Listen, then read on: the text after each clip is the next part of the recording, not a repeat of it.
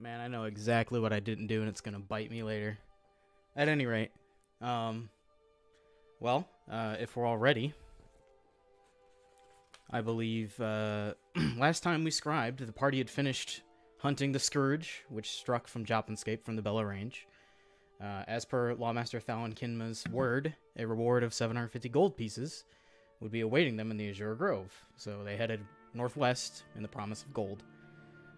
When they arrived, they discovered that a festival known as Garnsend was soon to be upon the town of the Azure Grove, a relatively uncelebrated holiday within the Breszi Empire at large. Managing to snag up a room, they perused the town while it was still preparing the festival in full. They met the draw of magical items drew them to a enchanter's shop, a dark-skinned half-elf by the name of Genfiel, running a shop called Genfiel's Revelations. I got a couple of magical items, little deals in trade, as well as a unique item of use to Gardak, a territe augment for his armor. The ask, in order to receive that item, was to clear out the Western Grove, part of Genfiel's interests. For what? You're not certain. And so indeed, the group ventured west and eventually found themselves in a lair with creatures that over time probed their minds for their worst fears and then laid them bare in their visions. So now, I believe, just emerging back from that black moss-covered lair in the middle of the Western Grove, we find our group, I suppose. You can all see before you the thick trees of... sorry, I'm looking at the wrong thing. You can all see the thick trees of the Azure Grove around you, or the Western Grove, I should say. And amongst them, various animal calls filtering through the trees, as well as the hole that was almost perfectly hewn out of the ground. It's currently dark and is made of black moss at all the edges. It's very slowly, almost imperceptibly so, closing up. So, you all, minus Zesserin, because he could not make the session, are standing at this opening. Is there anything around that seems out of place? Anything that catches my eye from where we're standing in this Western Grove? Go ahead and make a perception check. 9. 9. There's a lot of, now that you've managed to see it, you and the group, there's a lot of buried, long rusted, some with still glints of metal, swords, shields, none of it bearing the iconography that you've seen thus far in the Breszi Empire. Relics from a battle long past. Other than that, nothing particularly stands out to you, but the nature is thick all around you. It's hard to see.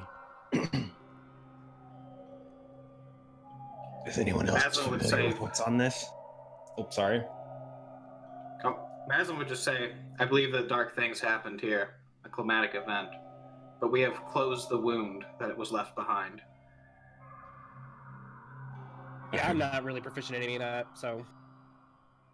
I'm satisfied with that. Maslin, you seem, well-traveled. Do you recognize any of these symbols? I'll pull, I don't know, a shield out and show it to him. Make a history check, Maslin. Actually, I actually roll a 19. Okay.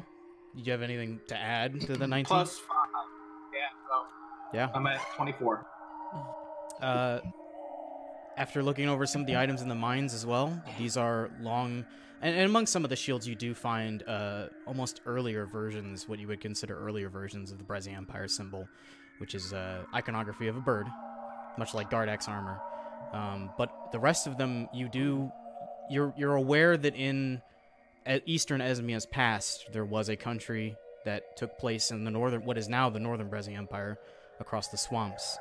It was known as the Cruidal Papalency, and was entangled in a war with the Breszi Empire for, with that role, reasons you're not entirely certain, until they were originally allied, but then betrayed by the Iodine Accord. And when the war was over, it was referred to as the War of Broken Souls. And when the war was over, the Breszi Empire stood victorious and annexed the portions of what is now the Northern Breszi Empire. It was a very long war with a lot of heroes. Maslin would say, I have misrepresented myself, for I have not come across this in my travels. However, I have read of it. I know of it as a time, an era between the Breszi Empire and a lesser, known as the War of Broken Souls, of which many perished, and, alas, a certain fraction of the history was seemingly lost. Thank you. Is everyone all right? Does anyone need anyone hurt? I don't think I took any damage. Ever so slightly. Yeah, you did, I remember. A little bit. A paperclip. I'll just I'll point at Draku and I'll cast Healing Word at first level. Okay. It might be too much. 5. Yeah, it's too much. Too much, or That is the lowest I can do. too Can much. I get 2 temp? Not from that, no. But you, Okay. I believe you have 4 marked on your character sheet now, from your Dark One's Blessing. Do you not? I think we rested, didn't we, or something? We took a short rest. Yeah, you took a short rest. Yes, I think it's gone. Temp HP doesn't leave on a short rest. Nope. Well, I don't have it Only marked. leave on a long. Okay, maybe I'm I wrong. don't know. Maybe it was one of you Yeah. other guys. I don't know. I was looking at it earlier this week. Anyway. Yeah, just keep in mind your Dark One's Blessing, so... Oh, I never forget it. I think it's not there on purpose. Okay. So you all do have a quiet moment in this, what is now, and will soon eventually be, an entire clearing. The hole in the ground is sizable, but eventually it will seal up, and there will be, very rare, not that you've run across thus far, a clearing here for a while until nature retakes it. Or maybe the plans for the Western Grove involve branching outward, and therefore removing some of the nature. I don't know, you'd have to ask. Can I grab some of the black moss before we go? Yeah, you can grab some. I'm guessing you put it on like a small satchel on your side or something. Yeah. Yeah, I'll I mean just- it's black moss. It is this moist, sticky, not sticky, but just this damp mess. Should I eat it? You want If to? you want. No, I really don't. Probably gonna get poisoned. Some dark energy. Yeah, I think it could be so cool. Do I think we could eat it? If I Um, like smell it, does it seem edible? I'm gonna make a nature check. YOLO. 9.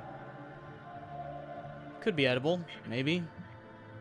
Can I help with that? I'll lick it. You can look it over. Yeah, make a nature check as well, Rox. Actually, I would like to pull out my backpack as I see everybody trying to figure out if we can eat this moss. Okay. So I know we're looking at this moss, but is that it? Is that all that's here? I thought we were like in front of a cave entrance or something. There's a lot of ruined swords and shields around, I remember, old ones. Okay. Yeah. From what I remember, we're kind of it seems like we're in like an area where a lot of ancient battle is taking place, and there was a hole in the. It's slowly closing up. That we just came out. Yeah, that we just came out. Rox, with your check earlier last session, you knew that this was a layer that had been created because these creatures spawned. Right. The very nature of those creatures spawns from fear, and when enough of them are created, the layer also instantly appears. You also knew that they were of Fey origins. Yeah, I did know that. I remember that. And I told everybody that. I yelled it dramatically, which is fun. But, Ian is ready to be let in. go ahead. Yay! Do that Yo, first, yeah. sire. This Did he will break give this everything. I'll wait on the thing that I was going to do, DM, if you're okay with that. Yeah, that makes sense. I'll wait. Okay. Well, the Discord has an opening. He'll have to join Zoom, obviously. Well, at the very least, you do all stand in this clearing. you're not certain if this is the Western Grove cleared or not. Maslin would say, does anyone have a compass? Compass? Because I don't. Does our world have a pole? Is it magnetic? I might. Do you want to I ask? Which moon do we follow? I don't know. Yeah. No, that was Alyssa. That was not Rox. Are we looking for somewhere in particular, or just? I have not found my way, but we are to head back. Oh yeah, we're just heading back. Yeah, it should be. DM, I'm gonna try to point the direction I think back is, Survival. based off of where we came from. I knew this was coming. Maslin was way too busy sneaking, trying to avoid them to. No, we were carving our own. Oh. So Cool. We were cutting through the it thicket. keeps just blowing my character sheet out in D&D Beyond. Actually, Yes, Rox. yeah. Probably, depending on Can what I- it is. I think I know what your question then is. As he's trying to do that, instead of figuring out the moss thing, I take out my backpack and I lay it on the ground.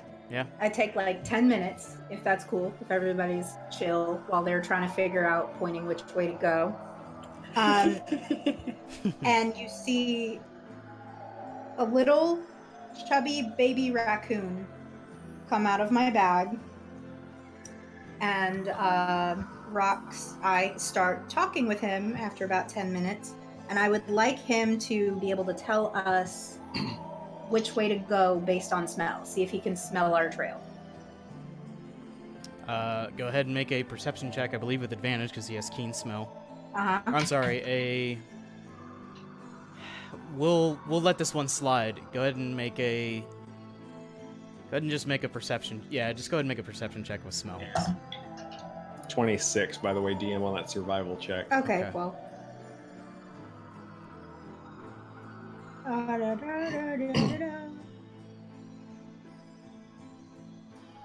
Sorry, 1 second. Perception's wisdom. That'd be a 13 for him. So he didn't do great, but You all Yeah. do see as Rox lays this back on the ground.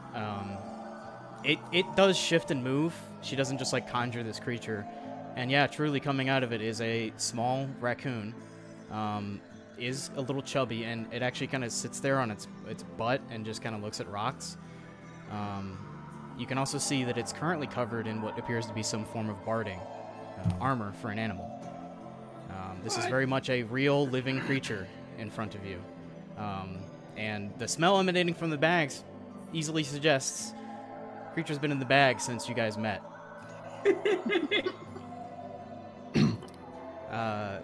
I will say, I'm getting to you, Drusk.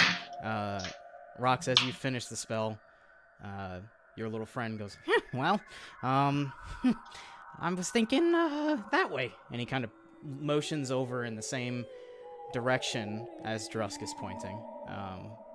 Drusk, you're looking back at the trail, and there is a small, like, meandering pathway of where you guys basically just hewn your way through. You also see nature is taking it back over very quickly.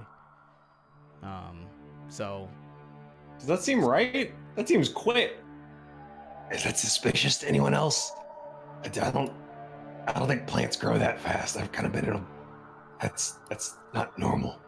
Not normal. Maslin would squint his eyes, and he would cast Detect Magic. Okay.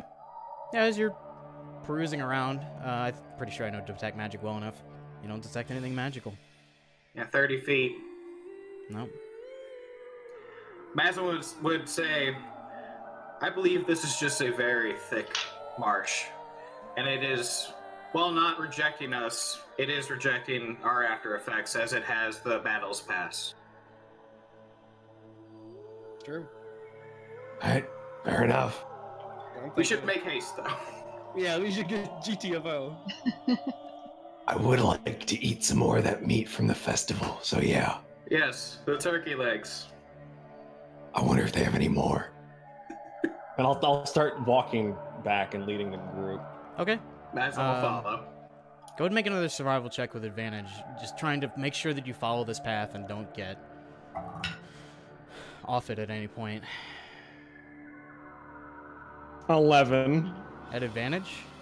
At advantage, I rolled a 5. Okay. I rolled a natural 1 and a 5. I'll consider it a group effort. You guys do more or less maintain the path, and you're all following Drusk fairly confident, but at some point you all realize you've become lost. Let us go clip. You all realize you've become good. lost. Good. Here we go. Okay. I was about to be pissed from just letting off the hook. And as Drusk kind of turns and looks around, Drusk, you're not even certain which way is back at the moment. I'm here, by the way. Go ahead and join Zoom when you can. I'm on here now. Where you I was at? about to say we really need that dagger you had. I sent you I sent you a link in a Discord private message. Just click it and click open Zoom and it'll automatically take you there. Oh, okay. Okay. I have to type in the code of the meeting. But I that's just will. the last digit Yeah, I of the- can't. I don't think I can do anything. I'm just fucking lost like the rest of you. I'll cast enhance ability upon myself with Owl's Wisdom. Yep. And I will, as quickly as I can, I'll try to find a large tree near us and try to clamber up to the top. Okay. That's not hard for you to do. I will wild shape into a small lizard. No, a giant lizard. Just to give myself, just because I think it'll make it easier to climb. Yep. Probably. Okay. As you get up there, go ahead and make a perception check while I try to do this without interrupting all of my thoughts.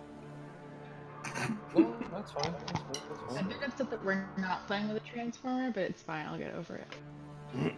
Yeah. Okay. So giant lizard. Transformer, is that what you said? I have advantage because of Owl's Wisdom. Yep. 15. Okay. As you get near the tops of the tree canopies and you kind of break the canopy, you do get a visual on the Venbor Range, and you know that the Venbor Range is basically to the north of you, more or less. You know that pressing southeast is the direction that will eventually take you close to the Azure Grove. Okay. While I I will try to scamper back down. Okay.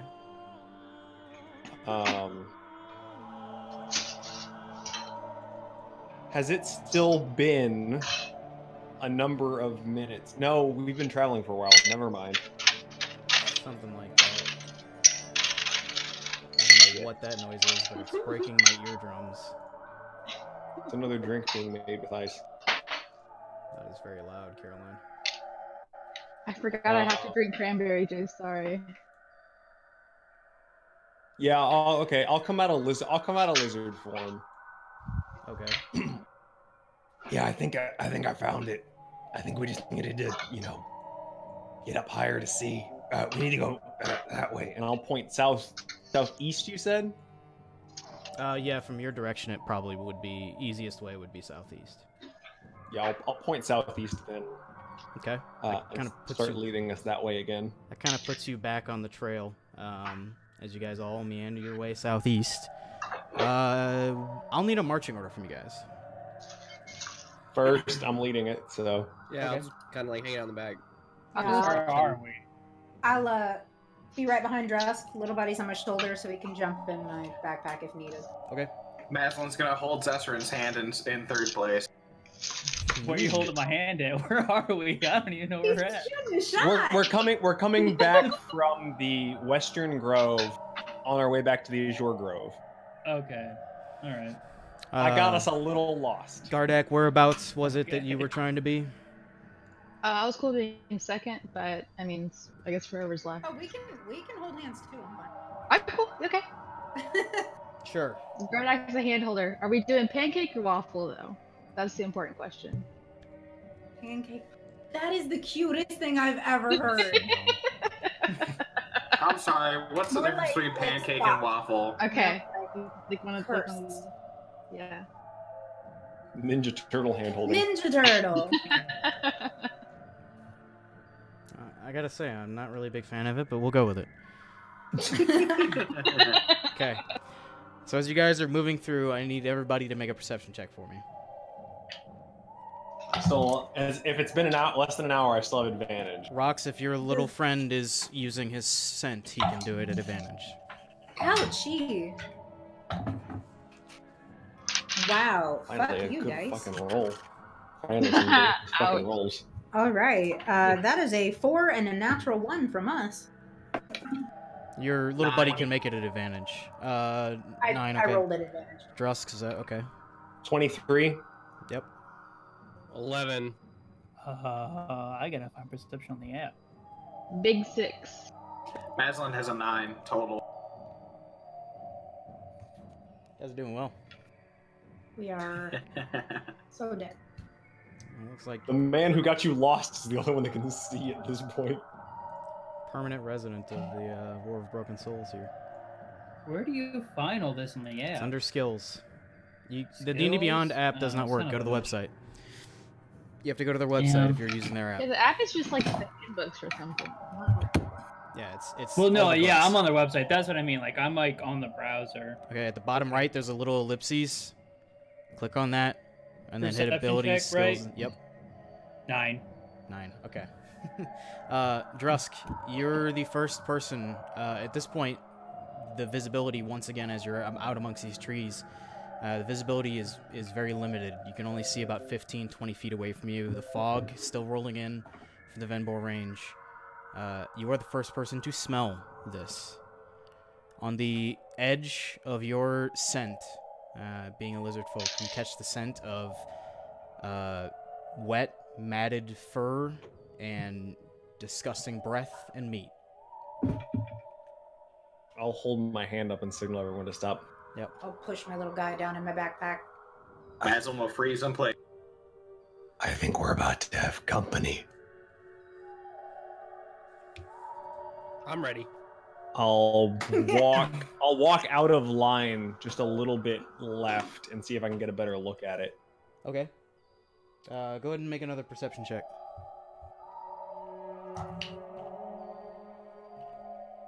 Jesus, these dice. 15.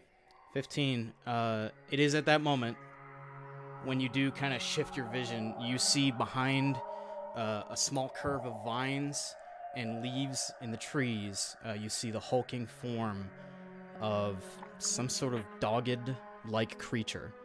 You see the 4 legs and the snout coming down to a grimace, and as you lay eyes upon it, little bits of spittle are dripping from its mouth, and as soon as it notices you've seen it, it kind of shifts back behind the foliage. I need everybody to roll initiative. Oh, I rolled high. Damn it. Finally, some delicious rolls. Delicious. Maslin has 23. Give me a sec, guys. Let me get this in order.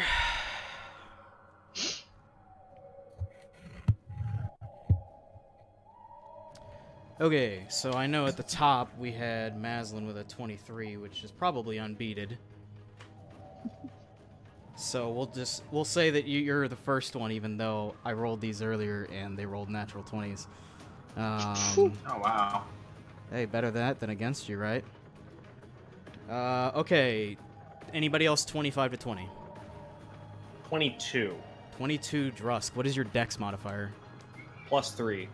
Okay. You are just before these creatures. Well, some of them. 15 to 20. 17. 18 for rocks. 17. I believe that was Gardak, I heard. Yeah. Anybody else 15 to 20? 10 to 5. Or 10 to 15, I mean. Sorry. Big old 6. Sorry, 10 to 15. Sorry, 10 to 15. Wow. You Okay. did say 10 to 5. Yep. Now we're doing You 10 to did. 5. So big 6. Okay, Okay. 8 from... I'm forgetting names. Draku. 6 from Zestrin. Okay, I believe that's everybody, right? Everybody got their initiatives in. I got Mazlin, Drusk, Rox, Gardak, Draku, Zestrin. Zestrin, what's your dex score? Shit. I need to just get my phone unlocked. My dex score is 17. Okay, we'll say you go before. I love how you guys managed to match the initiative that I had rolled. So, coming out before you, as you all find yourselves locked deep within the Western Grove. Now, I want to make one thing abundantly clear. First off, is okay, we'll just get him out of here. This is meant to look nice, but I also have a game to run, and you guys have to be able to see. So if you guys can't see, I'm taking the trees out. Just let me know. But for demonstration purposes, here in the center is a guesstimation of what the rest of this terrain looks like, because I don't have a bunch of stuff. So we will start the encounter, and you guys are free to move wherever you want, in here. So I believe Drusk had moved a bit off to the right. And everybody else, that's going to be too loud whenever that hits.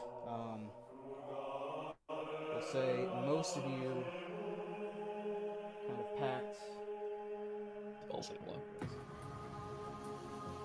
You holding hands. And then you two holding hands. Put Draku right about there. I'll bet nobody can see what's going on there. Okay. Let me know as soon as these trees need to go away, because I'll make them go away. Okay. Well, I see the gist of it. We're in the thicket, surrounded by trees. It's just a little far, that's all. None of us have a clear sight of any enemy, though, right? At this moment, Drusk, you are the only one with a clear sight. I also wasn't able to get minis for these because of the things happening in the world. We will say... That's fine. Yeah. Right there was a large... There are large creatures. They are also not the same size as you guys. I don't have any large minis that represent these decently enough. I got some unicorns. Okay. But you managed to spot the one there. With that being said, Mazlin, you are the first to go. You saw Drusk kind of get down and get ready, but he hasn't yet gotten a word out. You know it's on, you just don't know where. I will remind you, for the purposes of this... Oh, actually, 2 things. I meant to say this at the beginning of the session. You guys have now fought together enough to where, by the way, feel free to call for a pause in combat, talk about things tactically. You guys have fought together enough to where you know what each other can do and can discuss amongst each other, that sort of thing. Oh. Because I'll be running combat as quick as it goes, but if you guys want to stop and strategize, you can. So, sorry, I meant to get that out at the start of the session. Also, just so that you're aware, Mazlin, you can hold actions. And you can also hold spells. If it doesn't trigger, then it doesn't go off. That's the drawback. Okay. For the record, I'm going to hold the action of casting, and I've never actually cast it before, and I don't know how to pronounce it, but it's prestidigitation. What was that? Is it prestidigitation? Yes, this is cantrip. That is probably how it's pronounced. Okay. I'm sorry. But anyway, the effect that I want to use is to cast a small campfire, essentially to ignite, to my left. Or, sorry, to our west, rather, our western flank. And also, I'm just going to announce to Drusk, should we double back? And that's going to be the end of my turn, honestly. Okay. Yeah, actually, there's a pretty sizable pile of timbers to your west that Drusk is currently standing on. Gathering. You set some of it alight, and Drusk, you're not directly standing on it, but behind you begins a small flame. I was still going to hold it, just in case anything comes from that way, was really the point. The thing with holding actions, what do you want to be the trigger for it? Basically any movement from that direction. Okay, if you see any movement coming in. Okay, good to know. Regardless of distance. That does bring us to you, Drusk. Being just quicker than this creature. Yeah, so I saw one of them. Yeah, it is currently, you see it haunched up, and it looks like it's about to leap at you. Okay, I will... I'll point it out. Hey, there's one. And I'll run at it. Okay. How far... This is considered difficult terrain. How far are we moving here? Can I get up on it? With 15? Yeah, with 15. Yeah, you could. Okay, bonus action shillelagh. Action whack it in the face. Sure, go ahead and roll an attack. I will mention I am still technically concentrating on enhance ability. It doesn't affect me in combat because it's only wisdom checks. Yeah. I don't want to drop it if possible. Good to know. If I could find my... What? Nope. Nope. Nope. We miss. We're missing today, boys. Was it that bad? It's a 1. Oh yeah, okay. Yeah, so as you get closer now, and now you can see this creature has 4 large haunches, and this muscle curves and bends in and wraps tight around the skin. Looking at it, it's a strange sight. It looks almost like it has a bit of a humanoid face. You can read a bit more of the emotion on it than you can a typical creature. And what really strikes out at you as you now get close is you see down its side here, it is stitched. It has stitch marks down it. Okay. I believe that ends your turn as you swing wide with the club, unfortunately. Spooky spook. I'll look back and I'll go, Maslin, maybe. And I'll end my turn. Okay. It is now their turn. Whoa. The one next to you is going to go ahead and take 2 strikes at you. Hey. One with its bite and one with its hooves. Sure he is. The first Hooves. one... Yeah, no kidding. The first one is a 24 to hit. That'll hit. Yeah. Sorry, I gotta get the 8 here. That is 5 points of piercing damage. Oh, good. I only take 1 actual point of damage because of my temp HP. Cool. Go ahead and roll a concentration check. Say that before he rolls the next one. I'm gonna switch into metal dice. Con save? Yes. For your enhance ability. Yeah, 6 plus 4 for 10. Okay, that does make it. That makes the DC. Yeah. The second strike is going to be with its hooves. It says hooves, bitch. I actually need to reread this. Dr. Hooves. Ah, okay. That is only a 9 to hit, which I don't believe hits. Yeah, that missed. However, as it does kick out at you, you're kind of reeling back a bit, and it begins to dart away. I'll swing out at it. You cannot.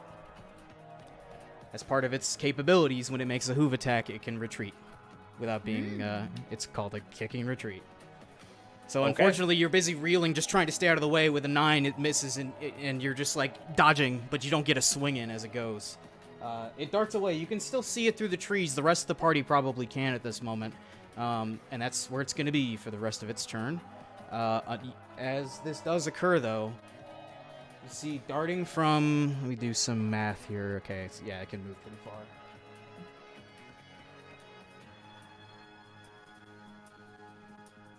Darting from the right side, Zesterin and Gardak, you both hear behind you, just as it comes through the trees. And as soon as it comes up, it rears up on Gardak and goes in for another bite. This one actually being a 14 to hit to you, Gardak. Yep. And comes in with a hoove attack as well for 19 to hit. That does hit. Okay. We're going to suffer. You're going to suffer. No, kidding. What else is fucking new? 7 points of bludgeoning damage. Alright.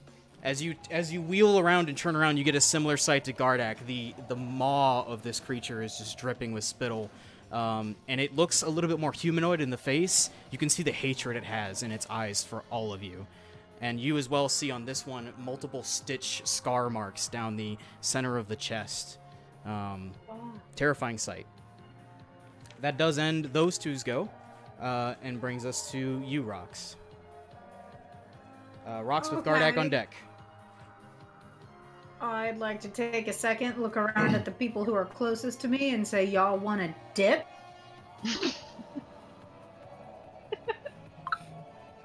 Anybody? We can't answer. It's Yes, not you our can. turn. He said Yeah. we could stop.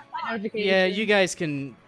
Take your snaps. If only because that was the first round, or the first couple seconds. I'll say that at this point you guys can more or less talk amongst yourselves. Well, you're not there. You're far away, right? Yeah, Yeah, I'm he's- further away. He's about 25 feet Thoughts? from you now. Can Maslin make a quick perception check 4. to see if he can perceive any terrain around us that seems a little more suited for movement? I'll let you do it as a free action. I have a 17 plus 4, right? That's my perception. Sorry. Yeah, so I have a 21 total. There is no terrain around that seems more suitable for this. Alright. You are Maslin in is the- going to say, You are in the thick of the Western Grove. I will say you are surrounded by rocks and have the opportunity to take cover behind them and use some crafty bits of holding actions to get in a lot of hits at once. Maslin's going to say, I think we should take up an armament and try to see if we can wait them out. I would say your Okay. your prestidigitation probably went off as well, so there's a small fire. I'll mark it as. Okay, well, my plan now is to kind of hold them off. You guys run and get behind cover, and I'll join you. So Rox is going to take a swing at the one that was just right near Gardak. Okay. Yeah, you Great axe. I'm raging, reckless. Go ahead and make an athletics check at advantage for me, because you're raging. Athletics check at advantage. Yeah, so 15. Yeah, that's enough. You just have Cool. to kind of vault around and off this tree to get next to him. Cool. Can I? Yeah, reckless attack. Go ahead. Oh, they were both 17s. Yeah. 23. 23 does hit. Okay. Ouch. 6. Plus Uh, 2 from raid. 8. 8 Been a points minute. of what kind of damage are we talking? Oh, fuck. Slashing. Slashing. What? Oh, no. Now I'm scared. So 8 total? Yes. Okay.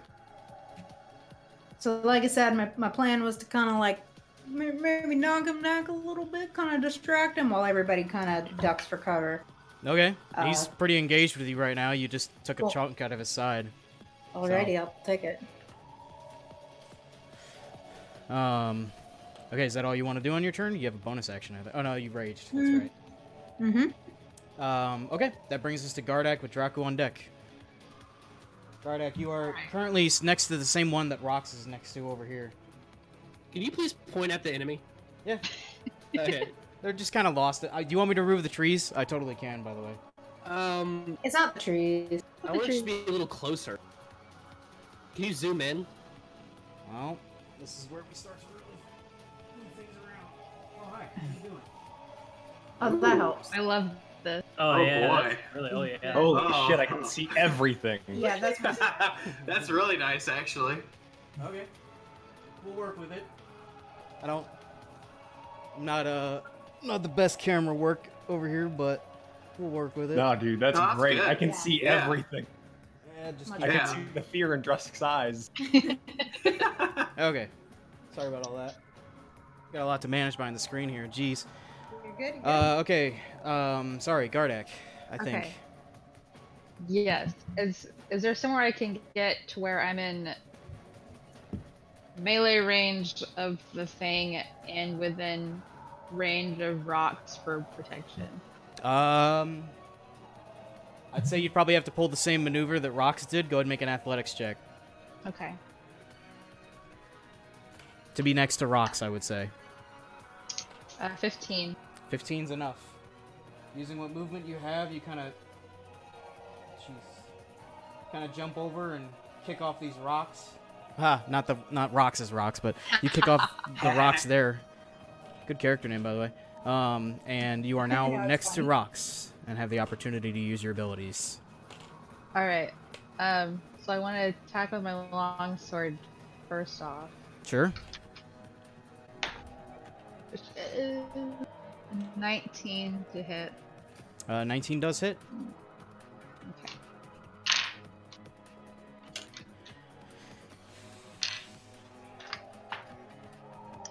So that's 10. 10. Nice. And then I want to use my bonus action with the Territe Augment. Okay. Go ahead and just make your strike. Okay, I don't have to roll for it? No, you do have to roll for it Okay. to hit them. Okay, that's a 12. 12 unfortunately does not hit. Alright. So as you jump over and kick off these rocks and land behind this creature, it's currently focused on rocks, but it kind of glances over at you. Right as it glances over, you get a hit right down its haunch. And as you bring the shield around and you see the blue bits of light gathering around to shoot forward, it kind of just barely ducks out of the way, just as your darts just shoot right over its back. So rude. It's okay. That was well done. Does that end your turn? Alright. That's it. That's all I got. Draku with Zessarin on deck. Alright, can you point to me real quick? You are here. Okay, There is the one that at this point you probably can't see all the way out here, and the one that is currently in the middle of all of you guys.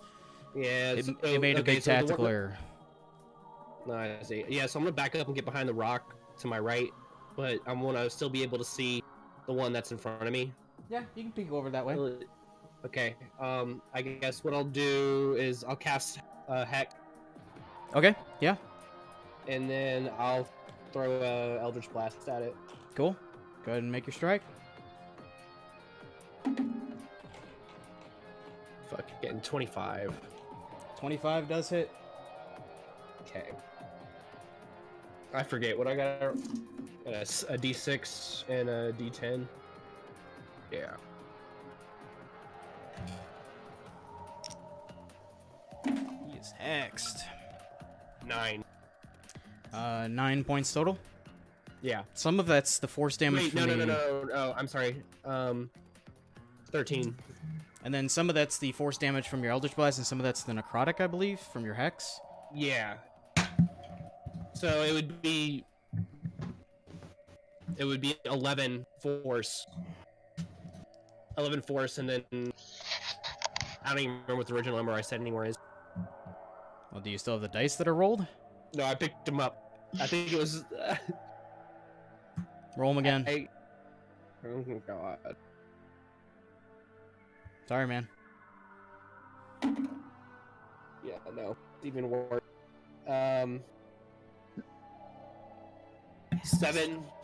7 force, and I don't know what is heck. A D6 It's your necrotic. D6 necrotic. No, yeah, so 1 necrotic. Okay, cool. Good deal. Yeah, as you shoot out this Eldritch Blast, you've got a lot of bodies there, but currently Rox and Gardak have just managed to vault off the nearby rock and go around the creature, so it opens up a clear shot for you as you kind of shoot it just over the rock. It hits the dead in the center of it and seems to do pretty decent damage. Does that end your go? That's all I can do. Okay. Zessarin, you are up. There is currently the creature no less than 10 feet away from you. Yeah. Yeah, I think I'm gonna fire a firebolt at it. Okay. Go ahead and make your strike. Oh, it's a nat 20, so Nice. that hits. Go ahead and double your dice damage. It's 1d10. Boy.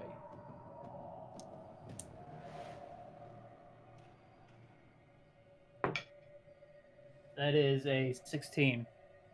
Oof. That's a good old firebolt. On a firebolt, that is really good. Big old firebolt. All right. As you Extra spicy. as you all watch as Zessarin puts a bit of a sigil in the air and shoots forward a gout of fire at this creature. Both of you, Rox and Gardak, carrying it. It is currently realized that it made a big mistake coming in the center of you and is now surrounded. That does end your go, I believe, unless you want a bonus action something. No, I think I'm gonna be good for now. Okay. Don't really have much. That does bring us to another creature that was out in the woods, who is going to go ahead, having circled around, gonna run up next to Draku, who is currently not at his desk, so... No, who I'm knows? here. Oh, okay. It is going to take a bite and a hoof attack at you. The bite is 12 to hit. These creatures can't roll. I don't believe a Nerd. 12 hits you. Draku? Probably not. Oh, sorry. What was it again? What was your roll? I don't It's believe 13, armor clad. Okay. Nope. The second one is a 16 to hit. Yeah, I guess that does it, yeah. With that, you suffer. Ha ha ha. No, I'm kidding. I don't know. I gotta find a different phrase. That rolled really well. 11 points of bludgeoning damage. Okay. Rolled really well. And with what little movement it does have left, it backs up just a little bit.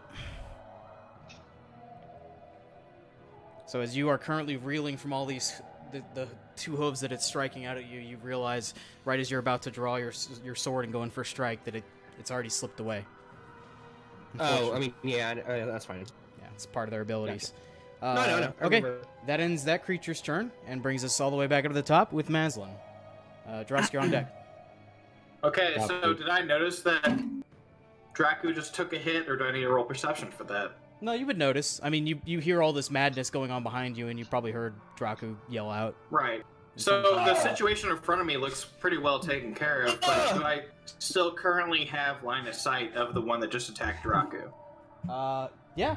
I mean, he's about 15, 20 feet away, but that's enough to see. All right. Then I'm gonna cast Chromatic Orb at level 2. Yeah. I'm gonna use one of my portents, which is a 17 touch attack. Is that a hit? Yeah, that does hit. What kind of damage are you going for? We're going for a 16 damage. What kind of elemental damage? It's thunder damage. Okay.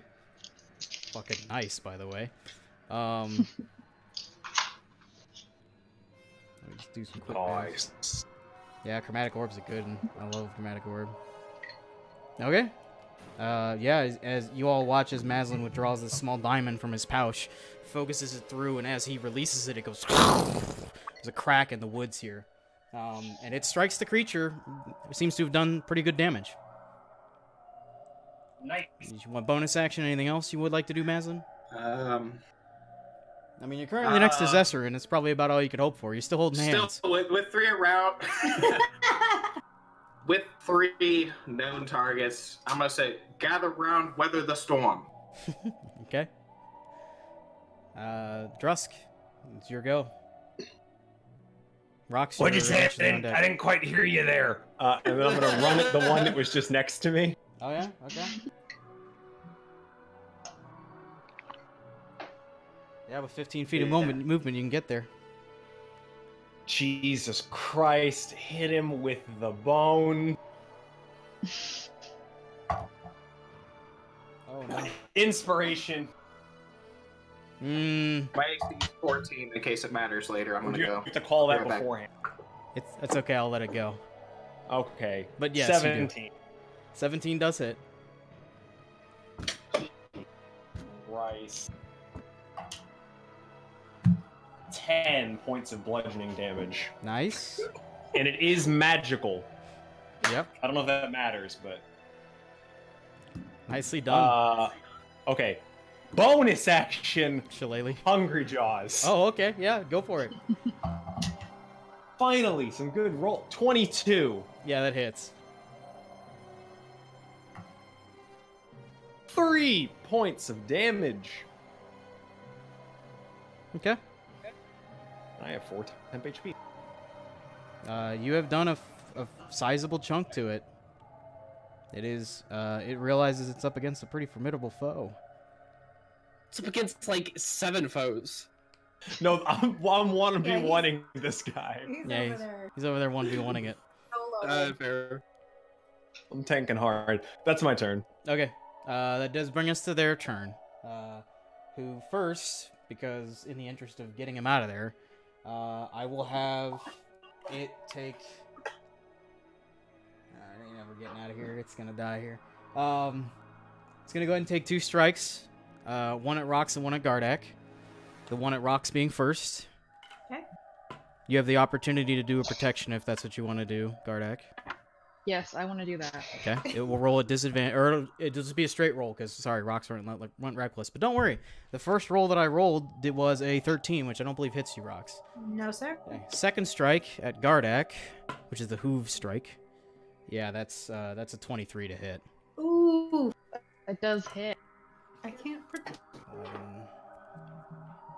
14 points of bludgeoning damage. Okay. What the fuck? And with its movement, it is going to try to dart away into the trees here. Nope. Hooves. It doesn't really get that far, but it does get close and sees Drusk tied up in a combat with one of its friends. And although it doesn't have the full movement, it does now see this upon it. Okay, that brings us to the one that is next to you, Drusk, who is going to... Same old style. Here's a bite attack. That is a 23. That hits. Oh, I rolled bad. Only 5 points of piercing damage. And the second strike against you with the hooves is a 16 to hit. Miss. God, you guys are fucking powerful. Okay. Yeah, it's gonna stay where it's at. It just got some reinforcements. It's good to go. That does bring us to Rox's turn with Gardak on deck. Do I have enough movement to get up behind the one that just ran on drop? Across all of these rocks and everything else, I would say no, but you could start. If you I'm wanted gonna throw a javelin. If you wanted to action dash and give me a good bit of flair of jumping on these rocks, you might be able to make it there, but that would be your action. That would be my whole action. What I would like to do, actually, if I could use my movement to get up on a rock and just get some, like, get the high ground. Perfect. I have the high ground. It's right there. I would like to javelin that guy, reckless, aiming for the stitches. Okay. Do you want to go into the rules of a called shot, or are you just using flair there?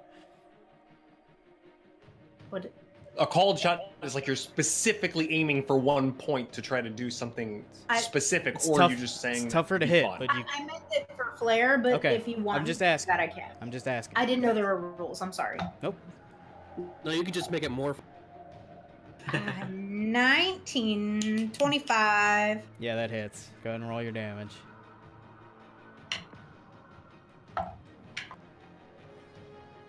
$12. 12. Okay. As you reach out and throw this javelin across the opening, all of you hear this as this spear hits it almost in its hind quarter. It's now got a spear sticking out of it. It looks pretty messed up, but that wasn't enough to kill it. Spear out of that. You couldn't have done that brings us to... Can I use the rest of my movement to get up on it? I'm sorry. Just as close as I can. I'll say if you give me an acrobatics check, I'll let you leap from that rock to the other without losing movement. Ouchie! I fucking fall on my face. That's a 4. No, just more of you slide down the rock. 2 plus 2. Just slide. Yeah, you kind of lose your footing, and you were going to go jump, but the rock gave out from underneath you, and you kind of just tumble down to the ground. I'll take. That's fine. Yeah, I'd only make you fall flat on your face if you rolled a nat 1. You would actually go prone. Okay, that brings us to Gardak's turn with Draku on deck. Okay.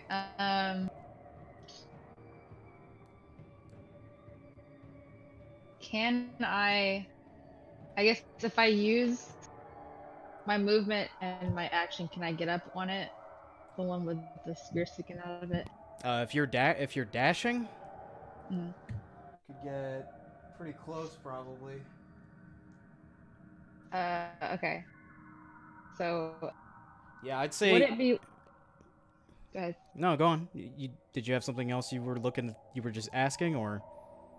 Would it be legal for me to use my action to get close to it, and I use my bonus action to attack it with the Territe Augment, and then use a superiority dice to do a trip attack on it?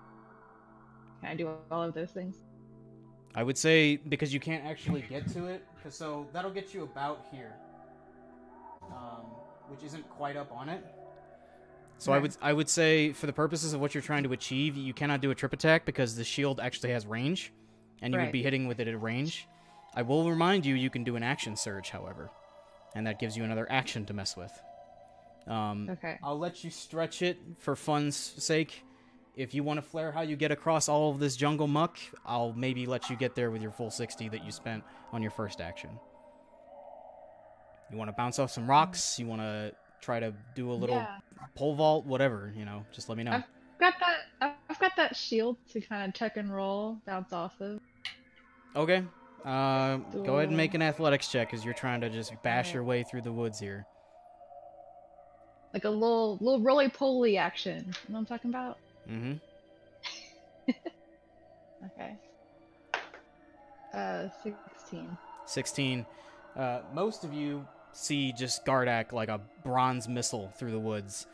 However, you, Drusk, being on the other side of these wrapped-in vines where you originally saw the creature, you're standing there, and those two are on you, and it takes a javelin in the rear, but it's still snarling right at you.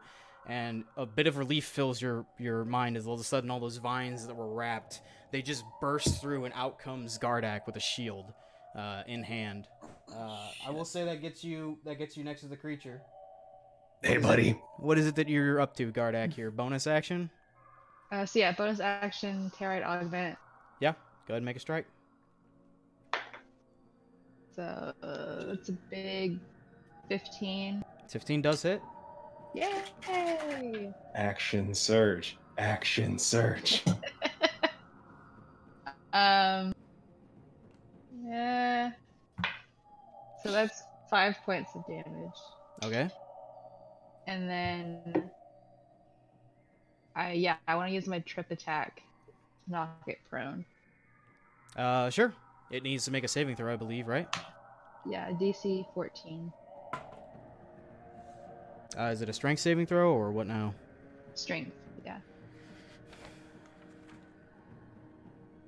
Falls prone. As you manage to just run up with your shield and sword in hand, you've kind of used your sword to cut through some of the branches here, but you come in with a shield and swipe low at its feet.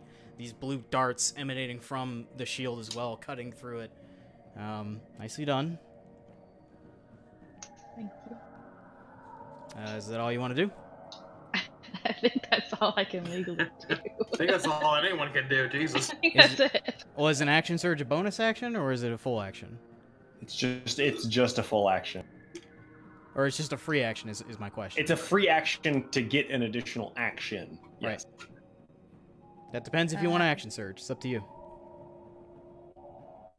Oh, I thought that was with the action. Not that. Oh, no. No, that's okay. I'll save it. Okay. That ends Gardak's go and brings us to Draku. Draku, you All right, still I got got the a one. technical question. No, Yeah.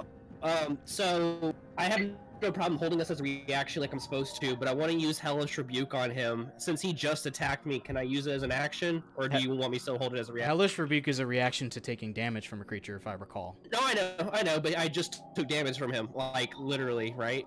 Less than 6 seconds ago. That's why I was only asking. I can hold it. I would say if you retroactively wanted to use your Hellish Rebuke as a reaction, I'll let you do it because you're unfamiliar. I mean, it's not that important. It's up to you. I'm Is giving it- it to wait, you as a alright. freebie. It won't always happen. I mean, fuck it. Alright, I guess we'll just use it. Okay. I'm already here. Wait, but before I use it, I want to move my Hex over to him. You can't do that because the Hellish Rebuke is a reaction when you take damage. Oh, sure. So this would have been your Yeah, reaction no. from the last turn. Okay, I'll take it. That's fine. Okay. Yep. So does it need to make a saving throw or what now? Yeah, it needs to make saving throw. Dex 14. Natural 20, unfortunately. And lame. That's alright. Is it success for half, or is it just completely I think defeated? it's nothing, but let me read it real quick. I think it's a leveled spell. Oh. Half. It takes I think it's a level. 2d10 on a failed save, or half as much damage on a successful one. Go ahead and roll 2d10. It takes half. Or... Well, mine says 3d10, so would it be half a 3d10? It's 3d10 because you're a warlock and you have higher spell slots. Yeah, that's right. So go ahead and roll So- 3d10, take half. Or it will take half. No, I got you.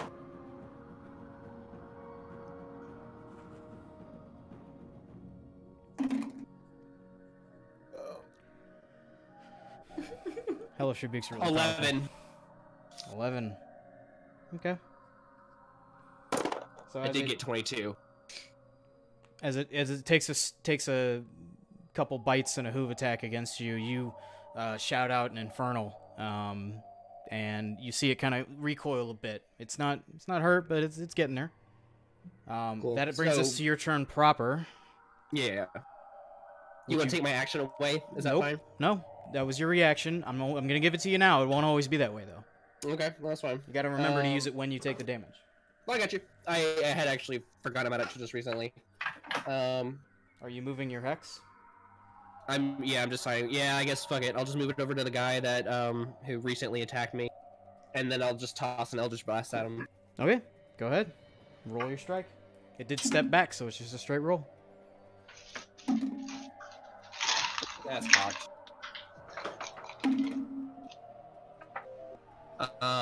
14. 14 does hit. Oh wow. Okay. They're not hard to hit. They're just big creatures.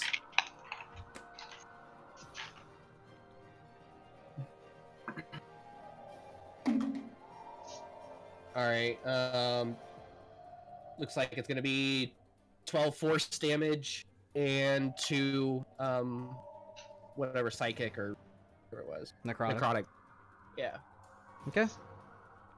As you fire out this energy, looks pretty pissed. It's very unhappy that it's not currently winning against you. Can I like sort of shift around the rock to my left? Yeah. Like, yeah, I'm still like leaning around the side of it. I will say you're tucking in there with the wizards. Cool. All right. Is that your go? Yeah. Okay, that brings us to Zesserin. Okay. Well, I'll probably take that dude is like still kind of in front of me right there. Yep. Yeah, you can see him Yeah. easily enough. How's he looking? He looks pretty unwell, but I mean, these Pretty are big unwell. creatures. I mean, you see multiple wounds. The Eldritch Blasts have hit it. It's a sturdy creature, though. The ferocity from its face has not gone away. Okay. Still out here for blood. Blood. Blood. For the blood gods.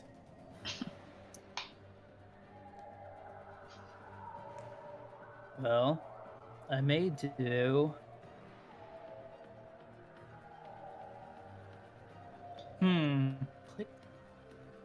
Probably do a second level Scorching Ray at it. Okay. Go ahead and make your 3 strikes at it. Son of a bitch.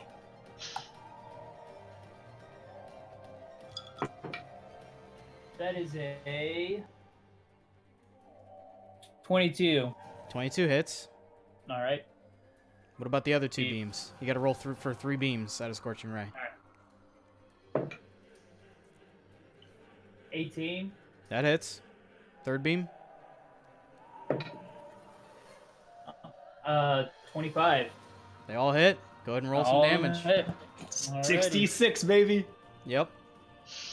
These sixes.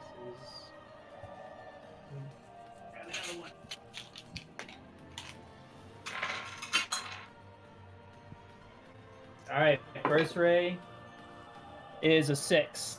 Okay.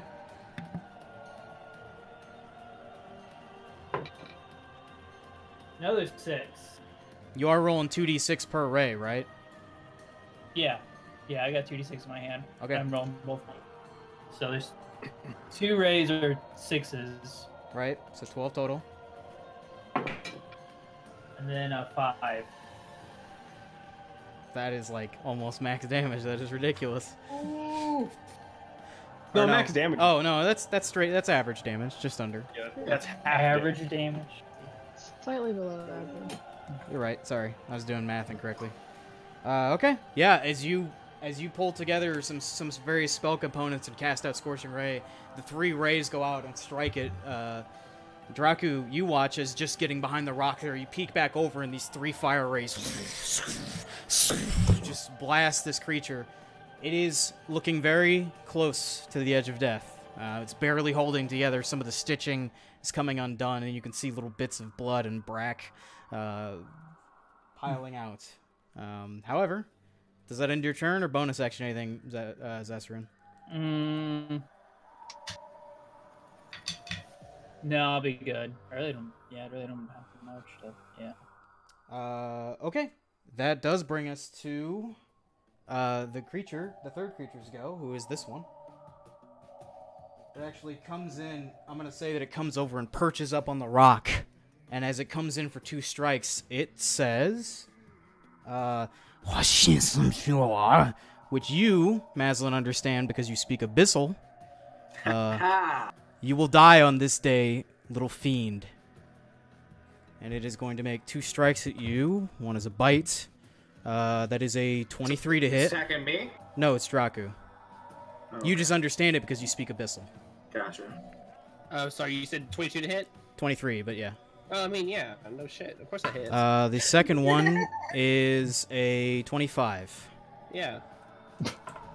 In total... I mean, I'm not getting any bonuses from my cover, right? No, because it's come up and perched on the rock against you. That's what I figured. Okay, That is going to be 8 points of piercing damage from the bite. And 11 from the bludgeoning. Ooh. Okay. Just making sure I'm having resistance.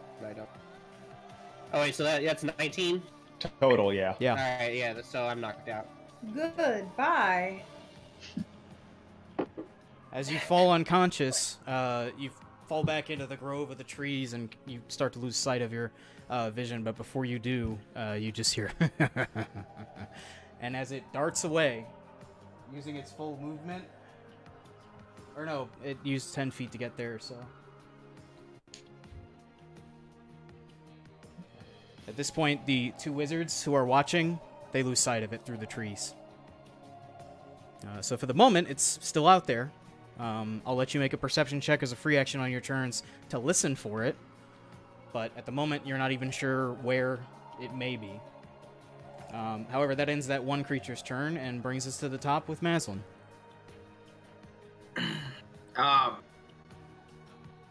Gosh, here goes Maslin. Maslin's gonna strike, or shout out, "Comrade down. Anybody help him." But he himself is completely unable to help. So he's gonna attempt to climb on top of that rock. And is going to try to make a perception check to see where it went. So, nat 20, 24. I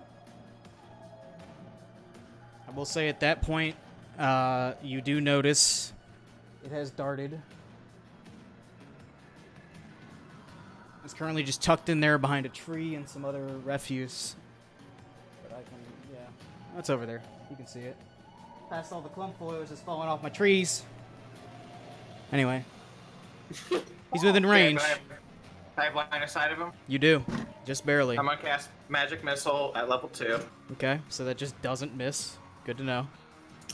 Go ahead and roll your damage. So I've got 4, 4, 5, so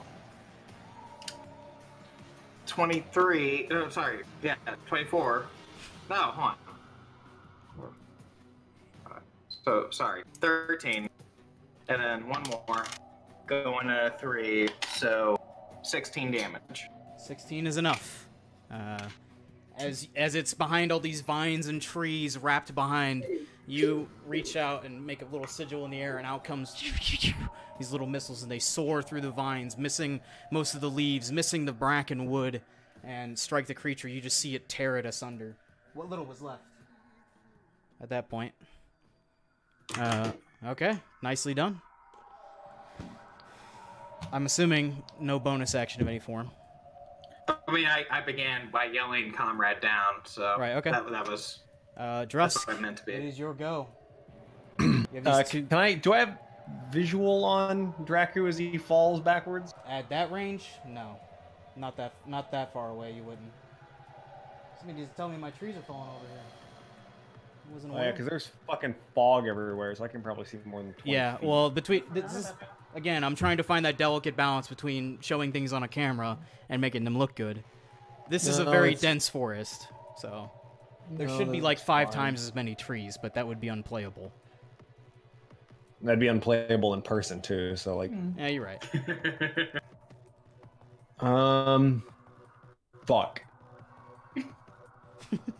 Okay, so I'm between the one that Gardak just knocked prone and the one that I've been beating the shit out of. The one that you've been beating up is here. The one that Gardak knocked prone is over here. You'd have to move to get to the other one.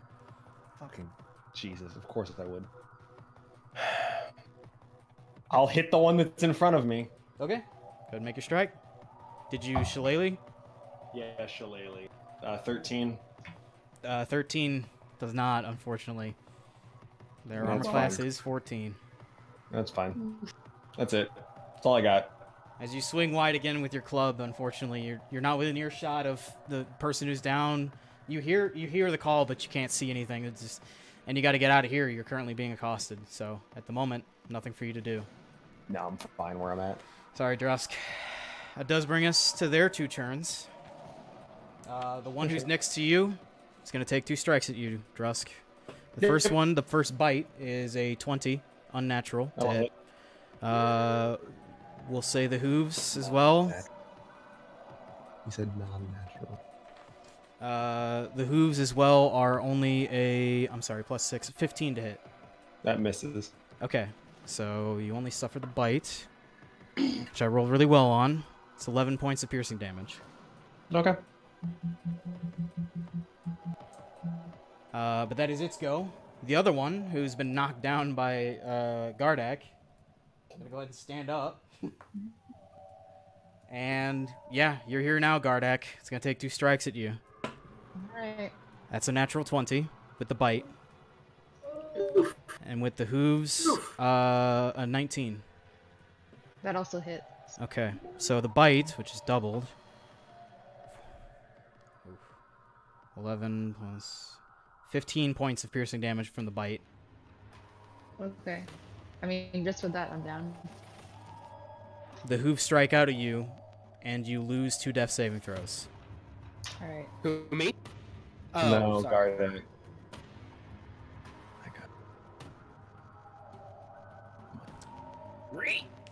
Okay.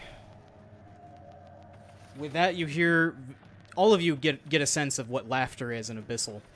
You do hear laughter as this one darts away into the woods. Oh wait, it's used to have its movement. I can't really do that. It'll just back up a piece. Put it over there. If it's just backing up, is anybody within range to take a strike? Use hooves. It used its hooves, so... Oh, I didn't know if it was the same thing, if it wasn't dashing. Unfortunately. And even if so, nobody's within range that's conscious. Gotcha. That ends their go, and brings us to you, Rox, first, as well as Gardak up next. Where's the closest one? The closest one from you, he's probably over here. I mean, it's the 2 that Drusk are fighting. Can I have just a second, please? Like, it should be long. Yeah. I just need to think on something. I will let you know Gardak's turn is next. Changed there very quickly.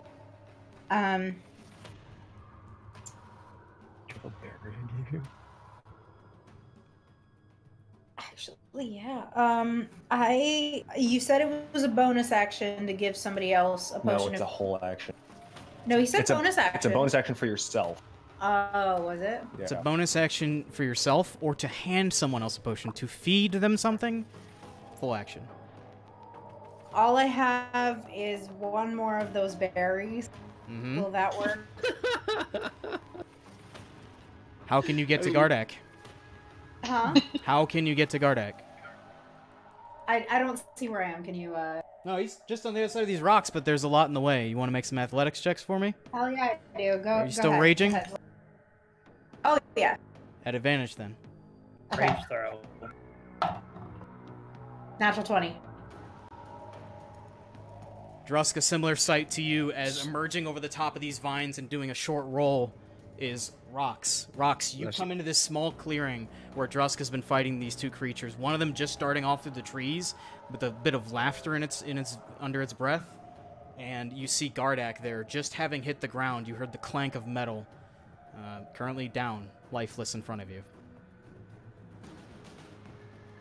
And I shoved the berry in his mouth. Yep.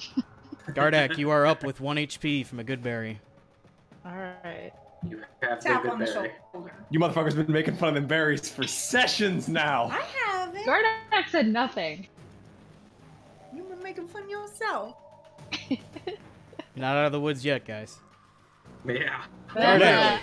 Gardak, it is your go. You are currently prone if you'd like to stand up. Would you like to? I would like to.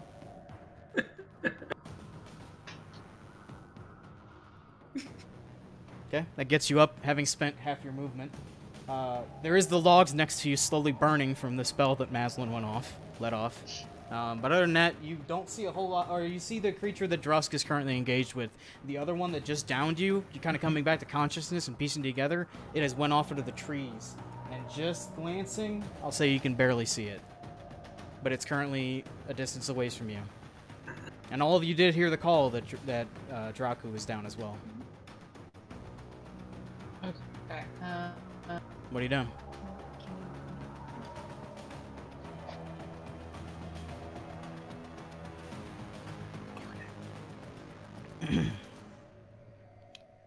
Gardak, I handed you your potion, by the way. Remember that. Yeah. I have a potion. Okay. Am I close enough to the other one? You could get there to take a strike. How far away am I? You're realistically only 10 feet, which I'll let you do with your 15 feet of movement through this somewhat difficult terrain. The other one is here, and you are here. It's not a far distance. You could get there if you wanted to. I guess I'm asking if I can use... I'd like to use my augment and also take a healing potion, but those are both technically bonus actions. You can use a bonus action as a full action. Okay. So it is doable. Yeah, from this range, you could use your shield while chugging a potion as well. Okay, so I'll do that. Okay. Go ahead and roll your HP or roll your strike first, whichever you prefer. So strike is 10. Unfortunately, it sees it coming. It seems to be actually the leader of the pack, funnily enough. Had a minute to look. It is very wise about what is going on this battlefield. So, unfortunately, as you strike out with the familiar blue streaks of light, it goes just over it. But go ahead and roll your healing potion if you need to. Wow, Okay. I just elbowed this, and the whole forest fell down. Goddamn hurricane came through. Okay, that's 5 points. Okay. 5 points to you. Sorry, I was about to subtract health from the enemy. Okay. Nicely done. You could do that too. Uh-huh. I bet you'd like that a lot, wouldn't you? Okay. That ends your go. Yeah, that's it. Draku, it is your go. I need a death save. I actually don't know what that means. What I do? Roll 20. Roll a d20. Oh! Natural one. Natural 1? Yeah. You failed 2 death saves. Okay. That's bad. Boy. I was just gonna straight up die. No. Yeah, you can. You're not. I think you have Okay. 3 more left, but I don't remember the rules. Deal damage. Nope, just one. He has 1. Oof. If he takes any damage, or if it comes back to his turn and he fails, that's it. That dice is gone. Zessarin, it is your go. You do have Draku just behind you, who is currently unconscious, and you see slowly bleeding out from the various bite and hoof wounds on his chest. You saw Maslin dispatch the creature in the trees that ran away, and there are, to your knowledge, I think you've only seen the one. No, you've seen 2, so you know that there's one more out there somewhere. But I would say from this distance, you're not aware of what's going on over there. Cessarin, did I hand you the other healing potion? I can check. I think I have a few though. No, you should have. Max 1. If you have 1, you only have 1. Let's say I technically have 1 in my bag. Maslin but has I don't 0. think anyone knows that. Yeah, Yeah. I got 1 potion of healing. What are you doing on your turn? Well, I guess there's nothing I can do to save him from death. So I don't have anything. Say with the potion of healing. You have a potion of healing. Nothing to be done. I can save him from a death thing? Yes. Oh. Yes, it heals him. He comes to consciousness. You fuck. You played D&D for a year. Yeah, I know. You have to use an action to feed it to me. Okay. Yeah, I'll give him a potion. Okay. Go ahead Just and give it roll. to I believe Daryl. it's 2d4 plus 2. Go ahead and roll 2d4 plus 2 to see how much HP Draco comes back with. 2d4 plus 2. That's the caltrop looking one.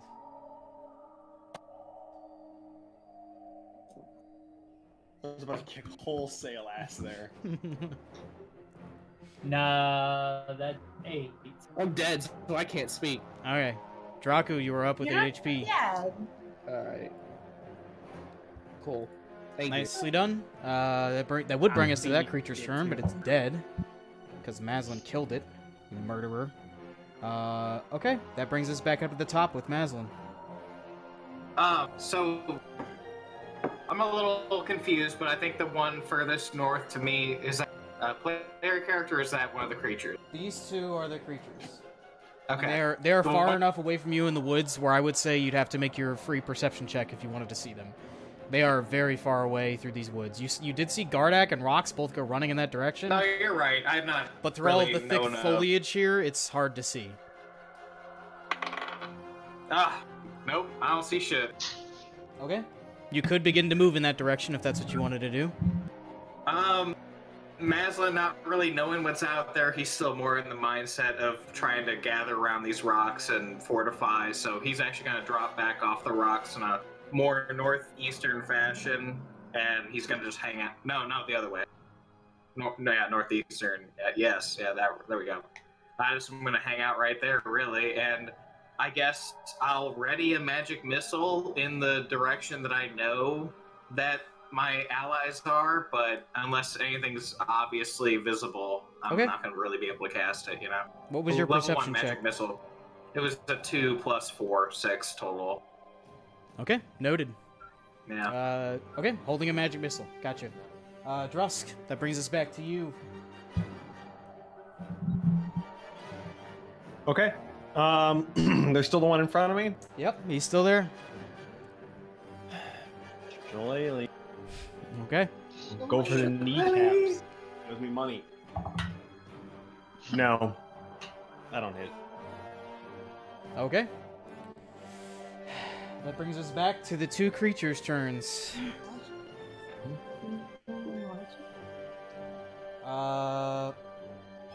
Yeah, the one next to you, Drusk, is gonna take strikes at you.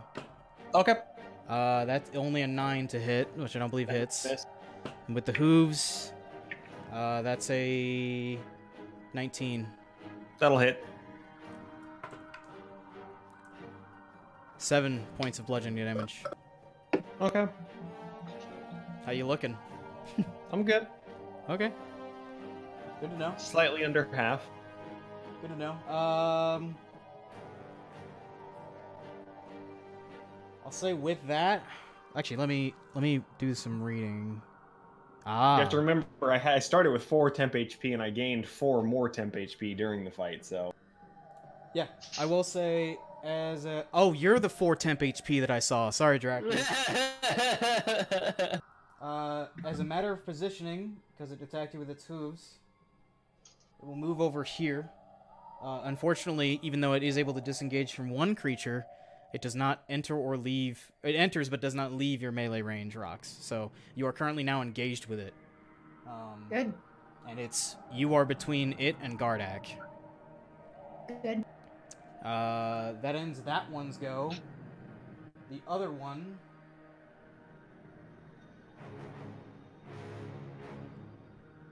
Yeah. Comes over here and perches up on the logs, now accosting the two wizards, looking for the little tiefling in the back. But right now, Maslin's in the way. So Maslin, a bite attack against you is Doesn't going it to be... incur the reaction of my magic missile? It does. Good call. I actually forgot about that. Yeah, sorry, I did not forget. I mean, I know it's probably still gonna survive, but If only I had I'm put gonna one do of my my- held action tokens on you, I would have known. Alright, well, here we go. Oh, one was cocked, so here we go. Okay, so, sorry. Yeah, 10 damage on the first d4s, 2 d4s, because it's 4 plus 1 for the other. But one I caught midair as it fell, and that one's only 2 total damage, so 12 damage total. 12 is not quite enough. Oh, I'm sure, But it's come close. at me, bro. But I it's still did my close. hurt. As it comes in, it says in Abyssal, which you understand, "You already slayed one of the herd. Now I'll take one of yours." It takes a strike at you for a 19. Oof. And with the hooves is going to strike as well for a 15. Ah, ouch. Do you have shield? No, I have not cast on myself ever, actually. You can cast it as a reaction. That's one of the ways you avoid being hit. I don't know if you're fully aware of that or not. No, I was not fully aware of that. If you have the so spell, when he calls a number, you can say shield and bump your AC by 5. Which means maybe right now, go ahead and do that. I actually don't know if you have the spell shield or not. I do, but where does it say that it's like reactionary? It'll One say reaction. No, one reaction. You're right. Right there it is. So, shield adds +5 to your AC. What would shield get you to? That would put me at 19, so it does not overcome. So I would cast shield in that moment if I had a big brain at that point in time, which I did not. Did not 5 seconds ago. Here I am today. Just the bite then. 11 points of piercing damage from the bite. Okay, cool. Well, from 11 points, that put me at. I have to do a quick math. I already deducted. Quick math. Quick math. Alright, there we go. Anyway, Again. So you're alive? I'm alive, yes. Okay. I'm at half HP. Okay. That does little wizard there. That does end their go. Rox, you are up. Gardak on deck. I've still got the one right in front of me that's looking pretty hurt, right? No, the one that's looking pretty hurt went over and fought the wizards. The one that. So which one's the closest one to me? The one that looked like the leader of the pack came in and engaged you. He is here. It's the one that I've been beating the shit out of myself. Can I get to that one? No, he's in right in front of you. Yeah, that's that one. That's the one I'm talking about. Sorry, that one. He's not the super hurt one. Right. I would like to rage again because I didn't take or receive any damage on the last one. Yep. Reckless. Great axe. Fucking just as hard as fucking possible. Okay, 25. Grab a drink. Yeah, that hits. Okay. Yeah, I got it. Ooh. 17! 17. Respect.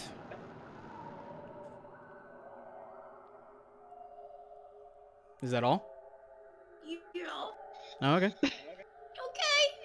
That's nothing to shake a stick at. You did a lot of damage. It's a tough creature.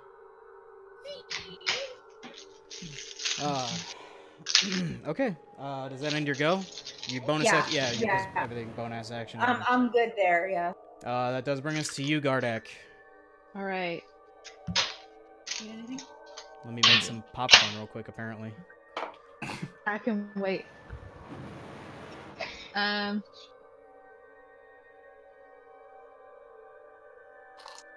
how far? I guess how far away am I from the closest one? If you wanted to move to him, you could.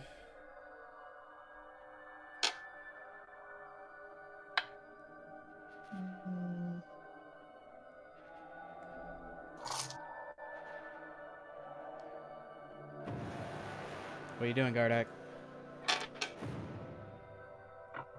He's weighing his options and like not trying to.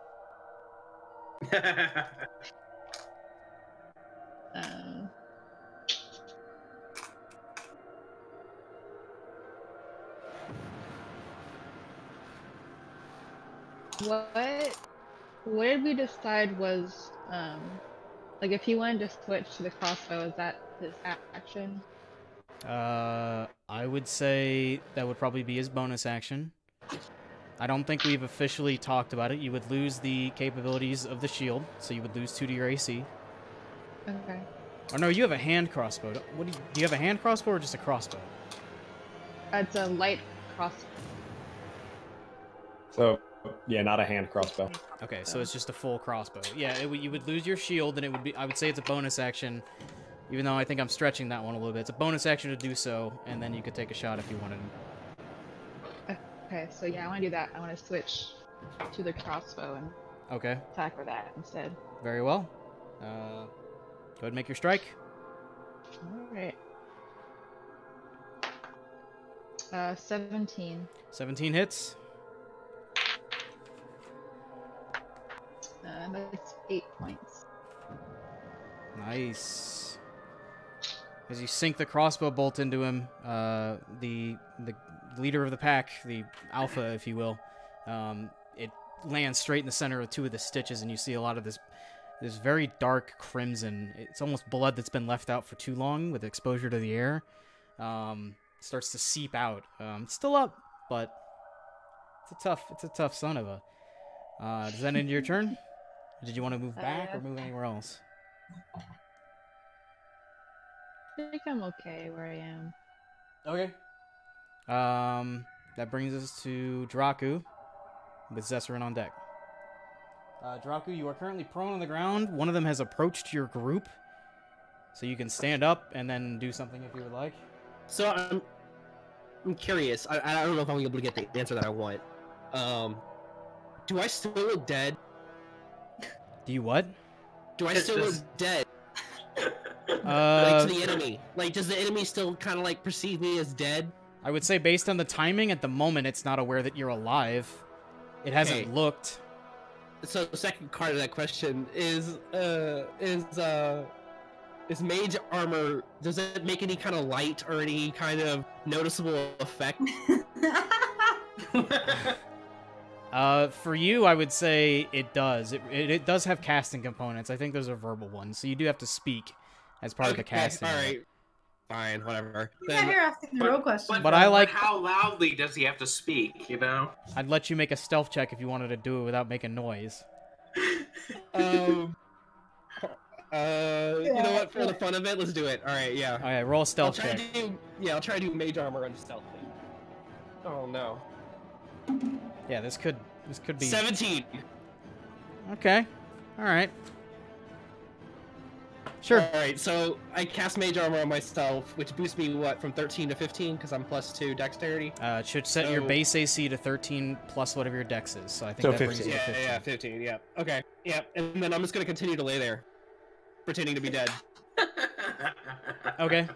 I love this. Sure. Zesserin, it's your go. Hey, You've got one very wounded bastard in front of you. right in front of me. All right. And one very wounded bastard to the left of you. That's me, by the way. And a wounded wizard too. Let's see here. I was in the middle of looking for Gardex thing.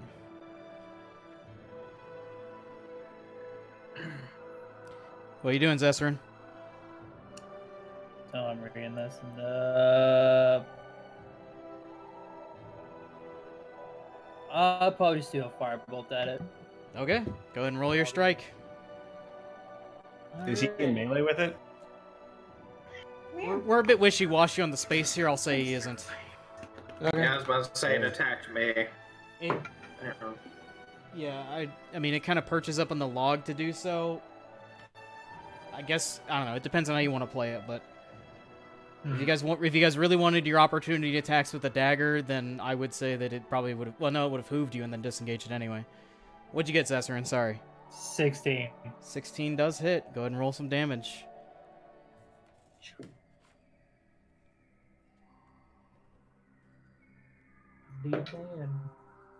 Good old 6. 6. Okay. Is that in your go? Well, how's he looking? He is at death's door. Okay, I'm gonna end it there. But unfortunately, 6 is not enough. Maslin, it does come back to you at the top. I'm casting Chromatic Orb at level 1. Okay. At the motherfucker directly in front of me, and I want to make it acid damage, because I don't like this fucker. Oh, yes.